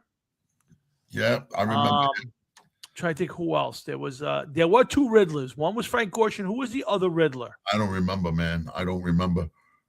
But I remember that because they each last in different ways. Correct. There was also two Catwomen. One was Lee Merriweather. And Lee Merriweather. Yep, absolutely right. Each one filled out that outfit their own special way. Yeah, so there were two. There were two great things about the Batman, other than Adam West being Batman. One was the villains, and two was the walk up the wall to where it had the celebrity pop out for you. 1 week it could be Frank Sinatra or Frank Sinatra Jr. or it could be Sammy Davis. That was a lot of fun. Victor Bono, very nice, very nice, very nice. Yes. So Victor Bono. Do you have a favorite episode of Batman, of the TV show Batman? Yes. Which one was it? Batman and Robin almost get eaten by the clam. No. I was going to say that. I swear to God. My favorite one. Great. Absolutely my favorite one. Yes. That was a two-parter. Yes, they're all two-parters. I remember that. Yeah, but that particular one I remember was a two-parter, and they got Robin. The clam got Robin. Yes, that's my favorite one. Absolutely. I was always thinking that there was fucking this giant clam. Frank Catalano, who's the other Catwoman? Yeah, I always thought there was two. So did I. I don't know who the third is. Yeah, you have to give me up the lightning. Giant clam was incredible. Oh, yes, absolutely. That was my favorite one, the giant clam. You always see Robin's leg sticking out of it. Yeah. And the movie with the shark. Oh, yes. It still pops up on my feed all the time. And Batman and Joker having the surfing competition. Yeah, that's right, man. Absolutely. I forgot about that. Oh, yes. That is another good one. The Batman movie may have been the worst movie ever made, other than the Kiss movie. I think the Batman and Robin movie may be the worst one ever. The Kiss movie was the worst of all time. But the obvious rubber shark. He's kicking the rubbish. The shark's bending in half. Yeah. Oh, my God. The things we put up with as kids, that's worse than any Godzilla movie. Any of that. How about the $6 Million Man, my favorite episode? Yes, Battle Bigfoot. We all know who Bigfoot was, right? No. Bigfoot was Andre the Giant. No. What? No. Yes. Oh, I need to look that up. Go look that up. Andre the Giant played. I'm going to go without. I can't believe that. Andre the Giant was Bigfoot. Okay. I'm going to look it up now. Look it up. $6 Million Man, Andre the Giant was Bigfoot. Wow. Frankie Catalano's agreeing with me. All right, well, we'll find out. Yes, that is. I think that was Andre's first venture into the world of acting. Well, wow. You want me to get it on my AI for you? Yeah, if you can, because this has just opened up a wormhole of everything else. Wait, no, never mind. Andre the Giant played Bigfoot in the $6 Million Man. There you go. There is verified. I spend way too much time watching TV now and as a kid. Julie Newmar, that's right. That's right. Good call, Frankie. All right, Lee Merriweather and Julie Newmar. I did not know, but there was so many. The Archer, if I'm not mistaken, was Art Carney. Really? I have to look that up. I have to look that up now, but I'm pretty sure the Archer, Art Carney was a villain in Batman. What? Let me see. What villain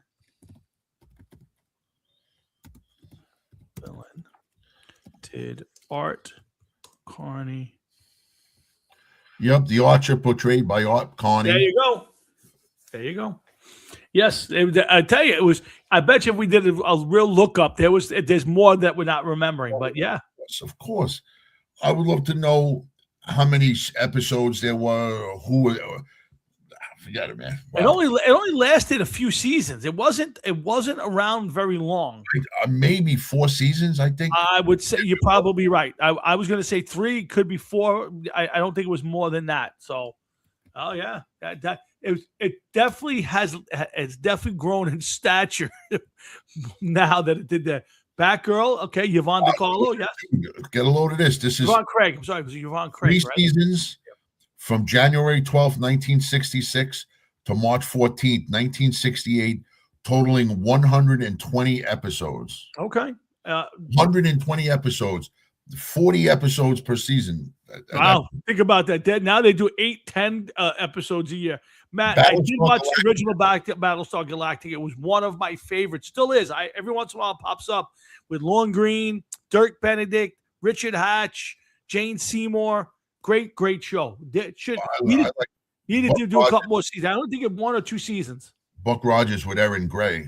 That was never watched it. I never watched it. No, Erin Gray was on that show. She always wore the same outfit. Yes, that's been the one thing everybody talks about. Yes, my foray into watching women in spandex. one of the first. Yeah, no, Battlestar was a favorite of mine. That was a favorite of mine. I wish they had done more seasons of that, but it went away.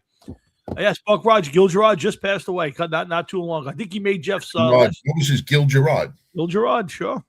Yeah. Yes. So a lot of those shows are now all being played on these MeTVs and HIs, and I watch more of that than I watch of anything else. So, dude, I got bad news for you. Yeah. That is oldies TV now. Oh, absolutely, it is. You were a young kid, and you went to your grandfather's house and your grandmother's house, and they were watching Lawrence Welk on a Saturday night. Okay, now when you're watching this shit, your grandson's just a little bit older. Guilty. He's got to be like, I gotta get out of here. I can't watch. Oh, this absolutely. Yeah, my kids run from it. My grandkids forget about it. They're gonna stick me in a closet to watch this stuff someday. Yeah. My wife says all the time, "How do you watch this show?" I say, you know what? It's simple. It's easy. There's not all these effects. They're not, they're just bad acting, and it's fun. I've seen the episodes a million times. I watch every morning before I leave for work. I watch Dragnet or Adam 12. I've seen them all, but I watch 12. I remember my mother and father watching Adam 12. Sure. Can you remember the cops' names in Adam 12? Of course I can. Their real names or their TV real names? Keith McCord, I think, was one, right? Kent McCord and Martin Milner. Oh, yeah. Yep. Martin Milner passed away a few years ago. Kent McCord's still alive. He was actually the Screen Actors Guild president for a while, I believe. He's got to be fucking closing in on 90, no? I think he's in his mid-80s, if I'm not mistaken. Wow. But he's in that ballpark. Yeah, he's still alive. I was actually conversing with John Gage from Emergency on Facebook not too long ago. Randolph Mantooth, who's 79 years old. Dude, he's only 83. Kent McCord is only 83. Yeah, Martin Milner was a little older than he was. But yeah, that was one of my favorite shows growing up. Still is. And one day I was driving up Route 18 in East Brunswick. And Randolph Mantooth was Emergency. Yes, with Kevin Tighe.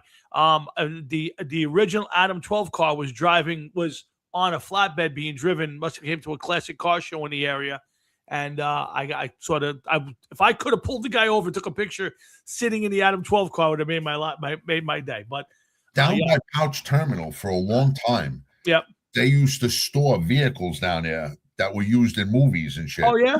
Yeah, and every time that I went to my father's house, they were like, "Oh, you want to go down and look at the cars?" And I'm like, "No, I don't want to go down. Thank you anyway." I said, "No, thank you for this gracious opportunity." Yeah. And thank God we never did. But whatever. Some of them were cool, some of them weren't. Oh yeah, listen, there's certain who was Randolph Mantooth? He was John Gage from Emergency. Yep. Yeah. He was on again. He was also did a couple episodes. He did at least one episode of Battlestar Galactica for all you guys out there who he was right after Emergency. He didn't do much. No. I think he was on a couple of shows, but did not have the career after. But yeah, he does these Facebook Live things, and you can talk to him. And I happened to see an episode of Hunter recently. It's crazy, but I was watching an episode of Hunter, and he played a cop on it, and I just happened to turn it off, and I was on Facebook for something, and he popped up. I said, "Randall Mitchell, just watch on TV." Did he answer you? He did. He's that's nice of you, thank you. He one of those, like very nice. But so obviously it must be. How many other people were talking? You probably could have talked to him all night. Yeah, it was a flood of people. Again, you know what? As you get to our age and older, the nostalgia gets bigger. I don't know if it's bitten you in the ass yet, but it's bitten me a long time ago. On certain things. If I'm on and I see the old time wrestlers or an old actor or somebody that I watched growing up, I find it more exciting than some of the newer, younger athletes or whatever. That makes my day more than I would if I got on and I got to talk to, I don't know, Taylor Swift or Travis Kelce. I could care less. Some of it now is that, first of all, I didn't know that this guy was still alive. Yeah. And then the rest of it is that I can't believe how old this guy looks. And then you realize how old he is. Yeah. Because, like you say, Randolph Mantooth, you'd be like, okay, I remember what he looked like on Emergency. God only knows what he looks like today. Yeah. Or I just read something about Welcome Back Kotter. Yeah, Gabe Kaplan. Yeah, and not him, but how many of those guys are no longer with us? Yeah, I know Robert Hedges died. Ron Palillo died. Yeah, Robert Hedges died a few years ago. Died. Yep. The wife died. Kotter's wife died. Yes, not too long ago. Yeah. I'm not sure if Lawrence Hilton Jacobs Boom Boom still alive. I'm not sure. To the best of my knowledge, yes. Yeah, Gabe Kaplan, I think is still. He became a pro poker player. Professional poker player. Yeah. Yeah. Very Jewish looking. Yeah, so he's a very Jewish person. Dude, extreme. Like he got more. If you could get more Jewish looking, his picture is next to it, and it gets more Jewish looking as you look at it. Very true. Yeah, Frank. Yeah, I am nostalgic to a fault. It grows. It don't come down. It actually grows up. Yeah, Frank. Yeah, I am nostalgic to a fault. I watch nothing but old time shows. Is still alive. That guy's got to be over 100. Oh, Woodman died years ago. Yeah. What? Listen, just prop for even remembering his name. I think his name was Sylvester White. Was that his real name? Mr. Woodman. Boy, I tell you, I got a ton of useless information. I want all these things. I'm not sure, I think it's something. Was it Sylvester White? John Sylvester? That was the Freddie Boom Boom Washington. No, Freddie Boom was Lawrence Hilton Jacobs. Yeah. That's Freddie Boom Boom Washington. You know that. Fuck. Yeah, he's 145. I think you'd be right. He'd have to be about 100. He actually wasn't, I don't think he was that old when he was doing the show. I think he was like in his 50s. He looked like he was in his 90s, but Mr. Woodman. Mr. Woodman, I'm going to look him up right now. I'm almost positive he was like 50. John Sylvester White, Mr. Michael Woodman. There you go. I knew it was Sylvester White. John Sylvester White. How old was he when he did show? Do you know? No, I'm trying. I don't know what's going on. John Sylvester White. What was the year he was born? You're gonna have to look that up on Wikipedia. Okay. Thank you, Frank. Again, I got a lot of useless information. My wife's like, "How do you remember that?" I don't know. I don't remember birthdays for all the kids, but I remember John. What was his name? White. John Sylvester White. Yes. Yep. I bet you he was one of these guys. Don't have a Wikipedia page. Nope, there he is. He was born in 1918. Okay, so it's he died in 1988. I'll say he would be a little older. So he was 60, right? Yeah, he was 60 in 1959, 60 in 1977. So, yeah. So, yeah, but you looked at him then, you thought he was in his 70s or 80s at that point. Dude, no, bro. He was younger than that. He was like 57. Okay, so think about that. He's younger than we are right now. Yeah. Yeah, I died from pancreatic cancer in Hawaii at age of 68. Wow, he didn't last much longer than that. Yeah, listen, a lot of those people, to me, like I said, I watch all those crazy shows. I DVR. If I told you what my DVR looked like, you'd laugh your ass off. Frank Catalano, I'm going to give you one. I'll see if you know this, Tom. We've talked about this, but I don't know if because they see you said you looked up people and then they died. But this one is safe. You don't have to. Frank, don't look me up, Frank. Please don't look me up.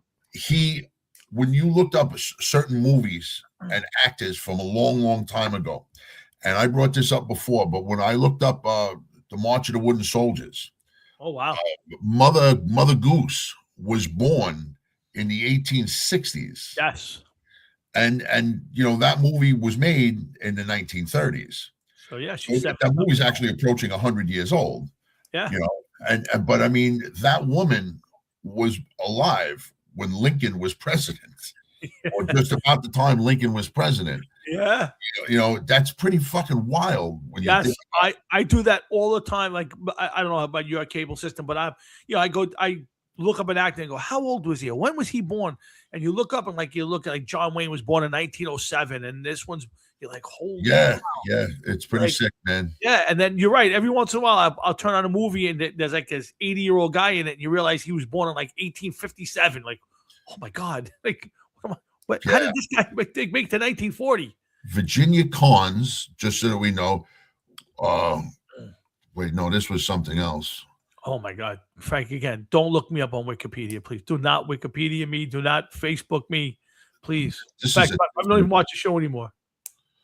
Mother Goose, right? Charlotte Henry, Virginia Cons. I can't. It says that she was born 1907 to 1990. It's got to be a different one. Mother Goose. I don't know. Widow Peep. There we go. Florence Roberts. She was born. There's a mix-up of the dates. Either March 16th, 1861, or March 16th, 1864. Wow. Yeah. So like that. There, she was born. Lincoln died what, 1865, or that's 64. 64. So she was alive. Yeah. Wow. Yeah. Sick. Yeah, you think about it, you're watching somebody on TV who was around when Lincoln was alive. She was a baby, obviously, but that doesn't matter. That's when it was alive. And Matt, Catherine Bach. Oh yeah. But again, yeah. I mean, listen, that's another show that I can't understand why it's not on TV anymore. That's the only show that's ever gotten banned. You could still find the Cosby Show shown on TV every day. The guy raped women all over the place. But the General Lee has a Confederate flag on it, and it's banned from television. Figure it out, folks. Cosby still alive? Who? Bill Cosby. He's alive, yeah. He's out of jail. Did he get out, or he's about to get out? I know he's been out, I believe, a few years now. He's obviously in seclusion. I don't know where. I have not seen or heard anything from him. He's got to be pushing 90. I think. Right. The show is. Say again. I said he has to be pushing 90. No. I would think so. Boy, oh boy, I would think so. Frankie, I don't think so. It used to be on CMT. I don't think it's there anymore, but I could be wrong. I search it all the time and it never comes up. Like, there are no free episodes available. I look for it all the time. You can find it on in demand and all of that. You can go on YouTube. You can find the show on places, but if you Google it and try to find free episodes like they're showing it on TV, it don't pop up. So if it is, let me know when it's on, because I still like to watch it. But again, my DVR is a crater. I just DVR'd 2 Yankee games, the Pine Tar game and the Bucky Dent game. It's all my thing I got to watch. I got 10 episodes of Jag, 15 episodes of the A-Team, 20 Hunter episodes, 2 or 3 Quincy and Rockford Files. I mean, it's like my house is like 1970 all over again. Wow. Yeah. The Rockford Files. I remember Friday nights, Rockford Files. Yes, 100%. I found an error one time in the Rockford Files. Come on. Yes, and of course nobody even acknowledged it. Jim Rockford, right, with Jim Garner, he used to drive the Trans Am. Yes, and he was driving a Trans Am that had round headlights, so that was like a 74, 75 Trans Am. Okay. And there was one scene where he was driving that, and he cut to the front of a Trans Am with the 2 square headlights. Okay. It was 76 or 77, and then it went back to the Trans Am with the round headlights. And it's like somehow they switched the car and they switched back. And I remember watching that with my parents. I'm like, look at that. And of course they were just like, shut the fuck up. Who cares? Yeah. I do that shit all the time with shows. I was just watching, you ever watch the movie Commando with Arnold Schwarzenegger? I might have. So I'm watching it, and there's a scene where he's chasing this guy and he forces the guy off the road, and the guy's Porsche flips over, and he pulls the guy in the car and he throws him over the cliff. So now his car's totaled, Schwarzenegger, and he goes to get in the guy's car, and he picks it up and lifts it up, and the side of the guy's car that was on the ground was totally mangled, just wrecked. 2 seconds later, him and the girl get in the car, and they're driving away. And as they make the U-turn and drive away, the car is perfectly pristine. There's nothing wrong with it. They get to where they got to go. They get out of the car. It's back to the wrecked car again. So I love catching stuff like that. So I'm with you. Anytime I can do that, I point that to my wife. She's like, who cares? I'm like, I care. Look at that. It's wrong. The movie Bullet, was it Bullet with Steve McQueen with the green Mustang? Yes. and he was having the massive chase scene with the guy with the most famous chase scene of all time. Yeah. Yep. And every once in a while they would show the car and it'd be missing a hubcap, then the hubcap would be on. Then there'd be a dent in the fender. Yep. And then the chase is on, there's no dent, and then the dent is back.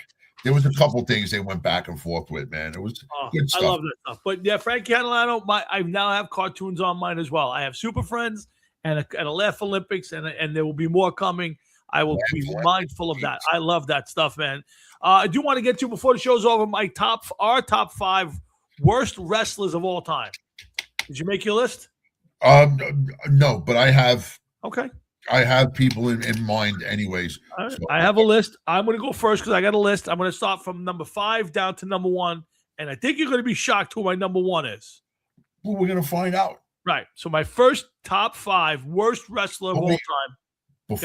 Before you make one mention, did you do all eras or? No, I kept it to basically the late 70s, 1980s, maybe early 90 type of thing. So it's the era I watched specifically. Okay. So my first one is Danny Davis. Danny Davis was the worst wrestler. Just never could wrestle. It was just a terrible character. I never understood the whole thing. Just bad. You're better off if he just had a bad referee. Mm-hmm. Yep. And all that. So Danny Davis to me was a terrible wrestler. And there's many reasons why. It's not just because they can't wrestle or could wrestle, or they couldn't speak or they could speak. Number 4, the Red Rooster. Because his name was the Red Rooster, it is the worst wrestler. It is, yes, bad he got a lot of heat for that gimmick. I don't know who gave him that, but they definitely hated him. I guarantee you he was banging Vince McMahon's daughter and got caught, and he says, all right, I'm going to fix you. You're now the Red Rooster, because it is the absolute worst ever. I spent all day trying to come up with a worse name for a wrestler. Like, I just couldn't come up with one. There was a couple that were bad. I mean, Tugboat, maybe you could have said Tugboat. Was it terrible? The Big Boss Man, I don't know. Tugboat was a wrestler. Because I remember him in Earthquake, and then Tugboat turned good, and then he became he was Typhoon, and then he turned into Tugboat, or he was Tugboat and he got bad, went bad, he became Typhoon. It was when they were like cartoonish names and stuff. Correct, 100%. But it was a rough time in wrestling. But Red, not only didn't he have to have his hair red or something, like wasn't like the whole thing? He had the red and white. He looked like a sailor. No, I'm talking about Red Rooster. I'm talking about the Red Rooster. Oh yeah, he had a little fucking crown. Yeah. Yes. Tugboat was in there. They were doing a fund me for him. I was actually thinking about, but I was never a Tugboat fan. So Danny Davis, Red Rooster. Next one, I never understood it. I know he's a big guy, and I understand where they put him, but Big John Studd was just a terror. He could not move in the ring, could not wrestle. He was terrible on the mic. Big John Studd was a complete waste. It's hard to disagree. As I'm thinking of names and stuff. I thought we were just going to talk. I didn't know that I had to come up with 5 of my own. I thought we were just going to come up with 5. But I'm thinking of some. But yes, big guys, they're horrible. They're absolutely horrible because they cannot move, and that was a big thing. Yes. I have no problem with John Studd being on your top 5, man. Yeah, he was just terrible. Now, number 2 and 1, I think you're going to be surprised, and you're going to tell me I'm crazy. But my number 2, I never understood it because the guy was just basically a stunt man, and it's Mick Foley. I never understood it. The guy, his whole main thing was how bad you can abuse him, throw him into tacks, throw him through glass, have him eaten by a shark, whatever it was. I just think he was terrible. I don't think there was, none of his personas did anything for me. I didn't think he was a great wrestler, and his whole gimmick was, how much can you abuse me? What height can you throw me from that might not kill me? I never understood it.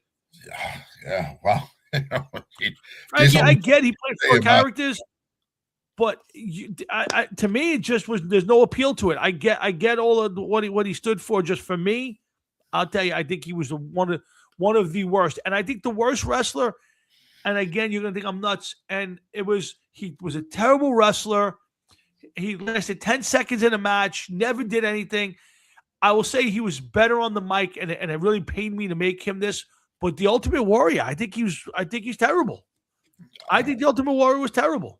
I would have to I have to agree. The Ultimate Warrior would make my list as a top 5 worst wrestler simply because when we used to watch the Ultimate Warrior, you were more captivated by his entrance. He came in, Absolutely, yeah. he came in on, but basically, yeah, Frank, he sucked. Yeah. He didn't have any moves. He couldn't wrestle. No, he was terrible.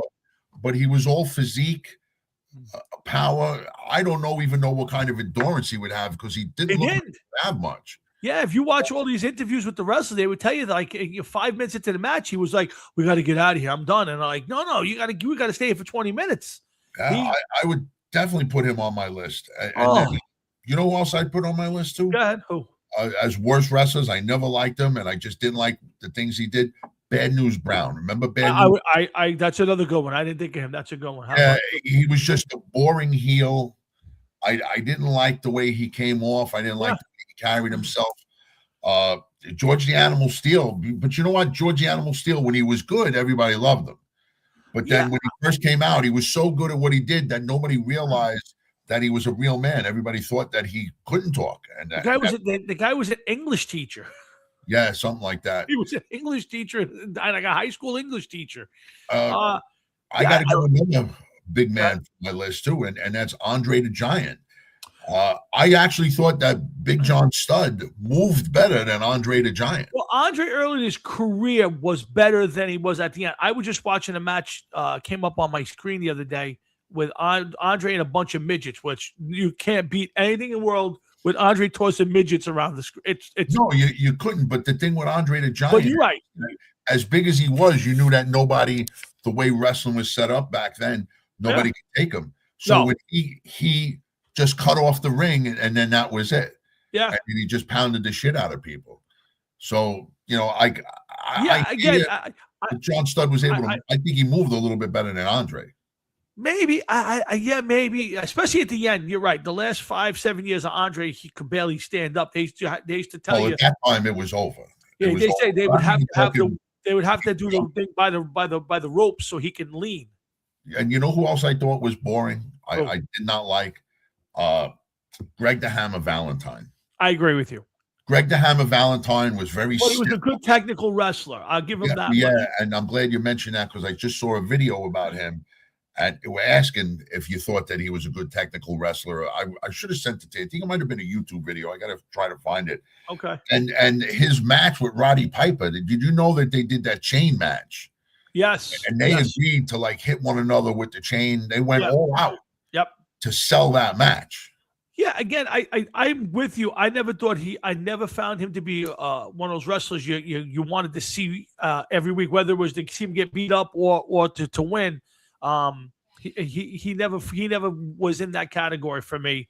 So I think that's a really good one. Bad News Brown's a really good one. Haystack fell out my foot. You know who else I thought was terrible? Big Hillbilly Jim was another guy who was a terrible wrestler. Hulk Hogan. Hulk Hogan only wrestled the same match after match after match after match. Yeah. Okay, it was his mic skills. It was the way he carried himself in the ring. It was the way he interacted with people. I agree with you. The Hulk Hogan match, everyone was the same. Yes. He'd start off winning. The other guy would be afraid of him, take advantage of him one way or another, rake his eyes, whatever, kicked him, whatever it is that he did, have him down on the ground. Then he'd come back. The hand would go up at the last second. The finger. Yep. Yeah. And he'd get up. He wouldn't sell any more fucking offensive moves by the other guy, and then the whole thing started dropping the big leg. His finisher was dropping the big leg on somebody. Correct. 100%. Tom, at our age, I would let you drop the big leg on me and probably get up and say, "What the fuck was that?"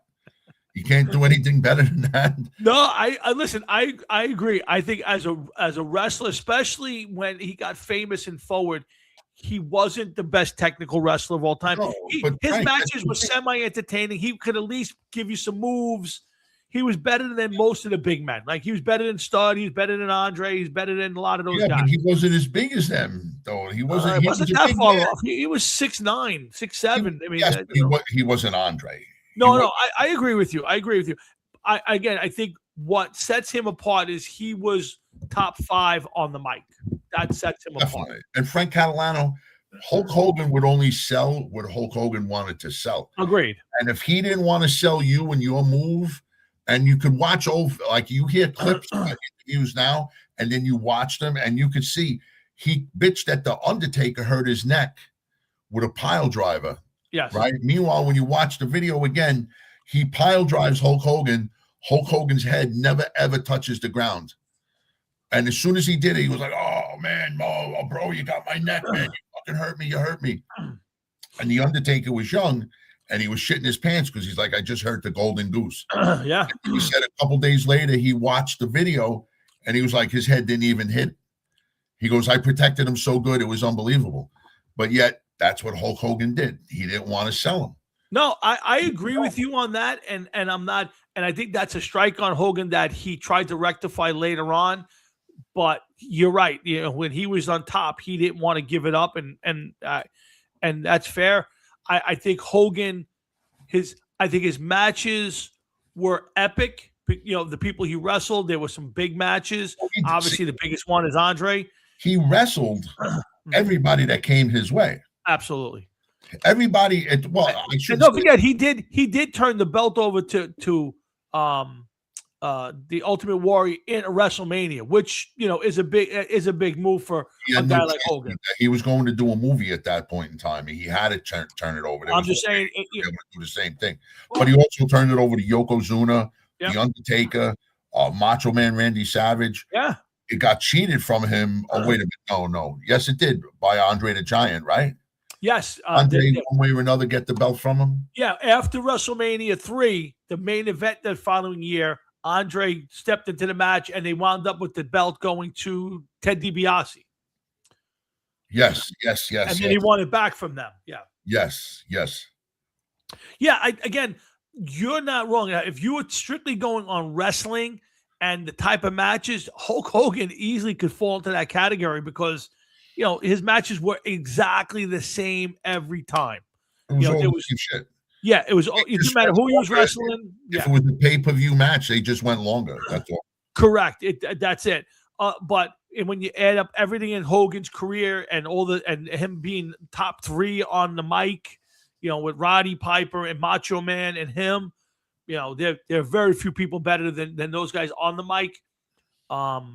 It's you can't put him on there, but to be Ultimate Warrior, he was decent on the mic. It wasn't terrible, but it wasn't enough to make up for the fact that the guy was a young guy, looked the way he looked, and couldn't wrestle. It just couldn't wrestle. No, but the thing with the Ultimate Warrior too, when Hulk Hogan was able to do an interview, Randy Macho Man was able to do an interview. Yes. Ultimate Warrior used to do the little clips. Correct. Yes. I don't remember him doing many interviews. I mean, he's done. Of course, he did a couple. But his thing was to tell his little story and then go off on his own little tangent. That's all. Yes, correct. You're right. He got weird, and the Hulk, what do you call? What was his guys called? What was his followers? Hulkamania had the Hulkamaniacs, and the Warrior had the Little Warriors. Okay. Or stuff like that, or my Warriors, or whatever. He wasn't inventive, and I've seen a lot of the bloopers. It would take like 10 takes for him to do a yeah. No, because it was so unexpected. Are you talking when he went with NWO? Yeah, that is the greatest heel turn of all time. They're maybe Andre. You know what? Andre's close because think about how big Andre was in the WWF as a baby face, and then not only did he turn heel, but he turned heel against Hogan. So yes, but you know something, Tom? When he turned heel. Yep. Right. He that's at the time just used to stand there and laugh and smile. Okay. They needed to put Hogan up higher. What are you going to do with Hogan at that point in time? It had to be Andre. Oh no, agreed. No, you're right. To take it to the next level, there wasn't a bigger match they could have had than Andre versus Hogan. You're 100% It wasn't a bigger opponent. Who was it going to be? He already did Yoko's. No, he didn't do Yokozuna yet. He did King Kong Bundy.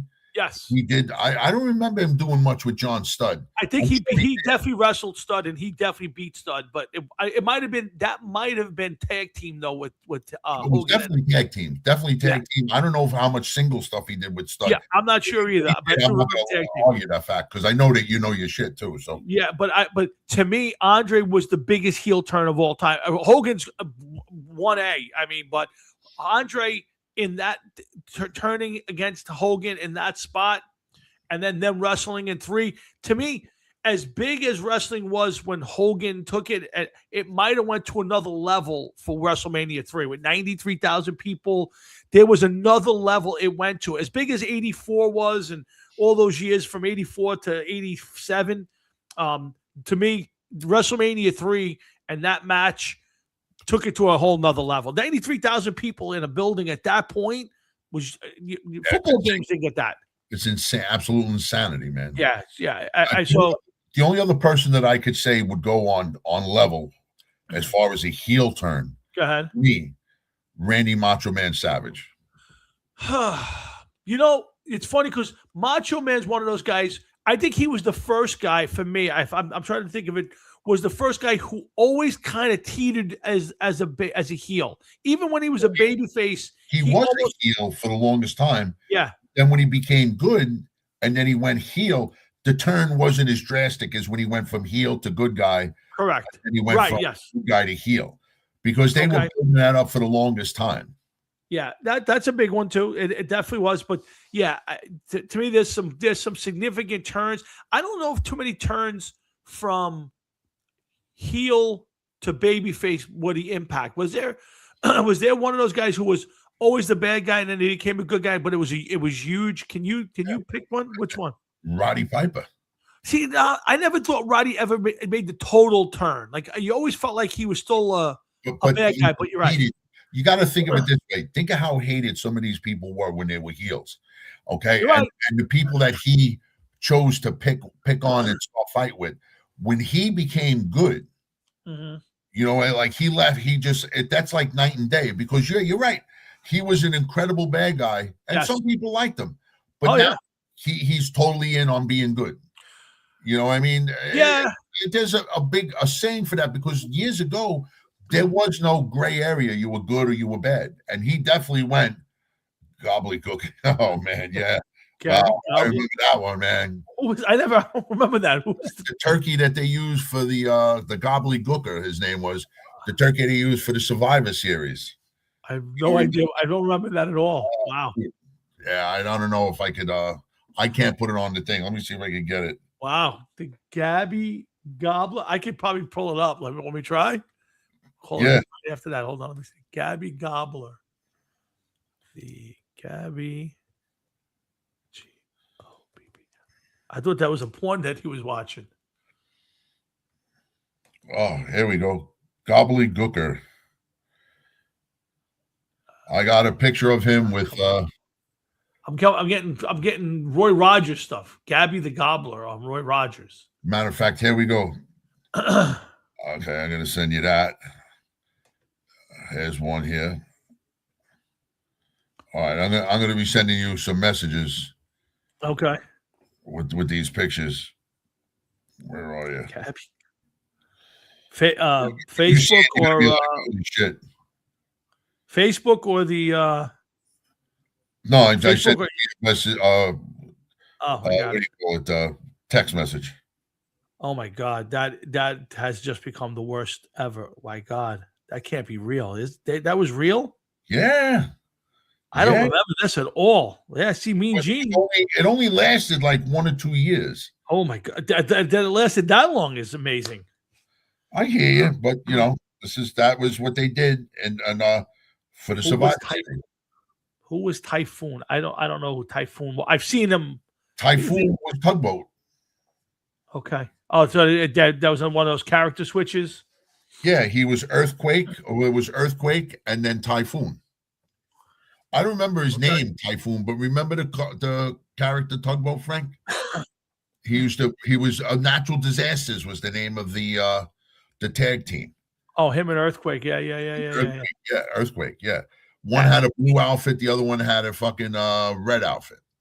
Yeah, again, listen, I'm sure I'm forgetting some bad wrestlers, but I figured I wanted to pick my top 5 worst wrestlers that I just didn't. I mean, there's other ones too. Zeus was terrible. Zeus couldn't move. That was somebody that couldn't fucking move. I don't know. Yeah, 100%. But I didn't really count him as a wrestler. I know he was there. They did the Hogan movie, No Holds Barred. I was going to throw in Virgil, the bodyguard, but I didn't really count him as a wrestler. There was a whole bunch of those guys. Virgil couldn't wrestle as good as the other guys, of course. Yeah, but he wasn't bad. But he made Zeus. Oh yeah, Zeus made him look like fucking Bret Hart. Zeus looked like somebody took his knees and welded them together. And oh my God, yeah, he was rough, man. He was rough. That was terrible. I was like, you know what? That was all for the movies and all that crap. So I didn't count it. But I just figured, listen, there's been a lot of wrestling. I know they're talking about Roman Reigns. I don't know if it was Rumble or was it Survivor. Whatever happened or is going to happen, I just figured I'd throw some wrestling in this week. Yes, I would love to do a different wrestling site, even if we talked about wrestling for 10 minutes, because it just goes off on so many different things once you start 100%. You start throwing out names. Yeah, but we'll come up with some more. We'll get some best wrestlers of the 70s. And, we talk a lot about the 80s. We don't talk about the superstar Billy Grahams and the Brunos. And somebody was talking to me the other day about wrestlers and how it's racist that they assume identities. And I was like, what do you mean? Because Chief Jay Strongbow was an Italian guy from Brooklyn. I mean, like who are you going to get to play Chief Jay Strongbow and his brother? What was Chief Jay Strongbow's brother's name? Anybody remember? Chief Jay Strongbow. No, fuck. Yeah, the brother was it. If you didn't ask, I would have remembered it all day. But because you asked, I can't remember shit. Yes, and Will Cloak. Yes, Will Cloak's right there. People behind the scenes said WM3 WrestleMania 3 really had 78,000. It's still a big number, Frankie. I don't know if it's 93,000. I mean, from what I see, the seats are all filled. Now I don't know if there was some blacked out seats and they had seats on the floor too, and the seats on the floor. So yeah, if it's 78, the Silver Dome. Yes, it was the Silver Dome, which I think was 80,000 or better in the seats for a football game. Yeah, Jim Strongbow, was it Jim? Okay, I want Jules. There you go, Jules. Oh, that's it. Jules. There you go, Will Cloak. Will Cloak's the man. So yeah, we're gonna try. I mean, listen, we got to kill some time each week now with no football around. So I got a question for Will Cloak. I know Will Cloak knows his wrestling. We've talked wrestling before. Absolutely. Will, you know a lot, but you knew a lot of wrestling when it wasn't in the territory that we were in. How did you know about all of that stuff? All of that, like the Ric Flair stuff and all of the other guys, because they weren't always on TV in our area. No, but there was you could find on an afternoon, you could come home at Channel 11, you would find like the Von Erichs on. You would see a lot of that AWA stuff with Bo. You never saw that on regular. Channel 11 would play it. I believe if you say, but I personally never. Yeah, and the wrestling magazines. I guarantee Will was a big wrestler. There, Frankie, the wrestling magazines were big. You could see. Yeah, of course, but you don't know who these people are. You're only going according by pictures and stuff. 100%. Yeah, 100. But you would see guys like wrestling there, and then all of a sudden they show up in the WWF as a different name. Yeah. Yeah, and those guys. Undertaker used to be Mean Mark Callis. Yes. In WCW or whatever the fuck they were at the time, NWA, and then he came over to WWF, and he was the Undertaker. Oh yeah, no, definitely. Wrestling magazines inside wrestling. But yep, I remember Paul Gill always. We would be getting on a bus to go someplace, and he would in his back pocket would have this wrestling magazines. Really? He had like a short term where I remember Paul being completely into it. And I'm almost positive it was Paul. And watching, him and I went to the Garden a couple times. We saw Hogan wrestle, and there was another one we saw. We went, and I was only allowed to go because I was going to sleep at Paul's house. And we got done, and we got back, and I slept at PS13's the playground area. I slept there all night. Oh my God! I couldn't go home until my father left for work. I swear to God. We were back in Staten Island like midnight. Paul's like, take care. We went home and I slept in the fucking See you later, PS13. you know? Yeah, I slept against the wall like for hours. Like every time Oh my God. something would rustle past, I'm like, what the fuck? Who's that? Didn't even remember. I was like 16. I had no car at that point, so I couldn't even like sleep in my car. Oh my God. Fucking crazy days. That's some funny shit right there, man. Yeah, that's the time. All right, guys, it's 9:05. I'm gonna go watch some classic cartoons before I go to sleep tonight. And we'll be back next week. We'll do it all over again. But listen, again, make sure you wish somebody, your mom, your sister, your wife, your girlfriend, your best friends, somebody a happy Valentine's Day. Make their day, make your day. Spread the love that we spread here on the Hot Rocket Sports Show. So spread them ass cheeks. There you go. Either way, got plenty of Olympics this weekend, a lot of hockey Olympics. So if you get a chance, go support the red, white, and blue. And come on back next week. We'll do it all over again. We got baseball. We'll get a lot more baseball coming up. Obviously, we'll pay attention to the football off season. And of course, Jeff and I will just be here every week talking wrestling and Adam 12s and everything else we can come up with and a little wrestling. So come on back. We'll do it again next week when we get to do this all over again. So for Jeff and myself, I say thanks for tuning in tonight. Have a good rest of your night, a great rest of your week, a great weekend, and a great next week. And come on back when we do this all over again next Thursday night at 7 o'clock. So for Jeff, myself, and all the boys out there, guys, have a great night. Thanks for tuning in. We'll see you next Thursday night on the Hot Rocket Sports Show. I'll talk to you later. You got it, dude. I'm about to go play Madden for the first time in 3 weeks. The room is semi. I might be popping on myself. If I pop on, I'll let you know. You got it, man. I'll be there maybe in about a half hour, 45 minutes. You got it. I'm off tomorrow, so I might be joining you. So okay, let me know. I will definitely let you know if I pop on. Bye, man. All right. Okay, everybody.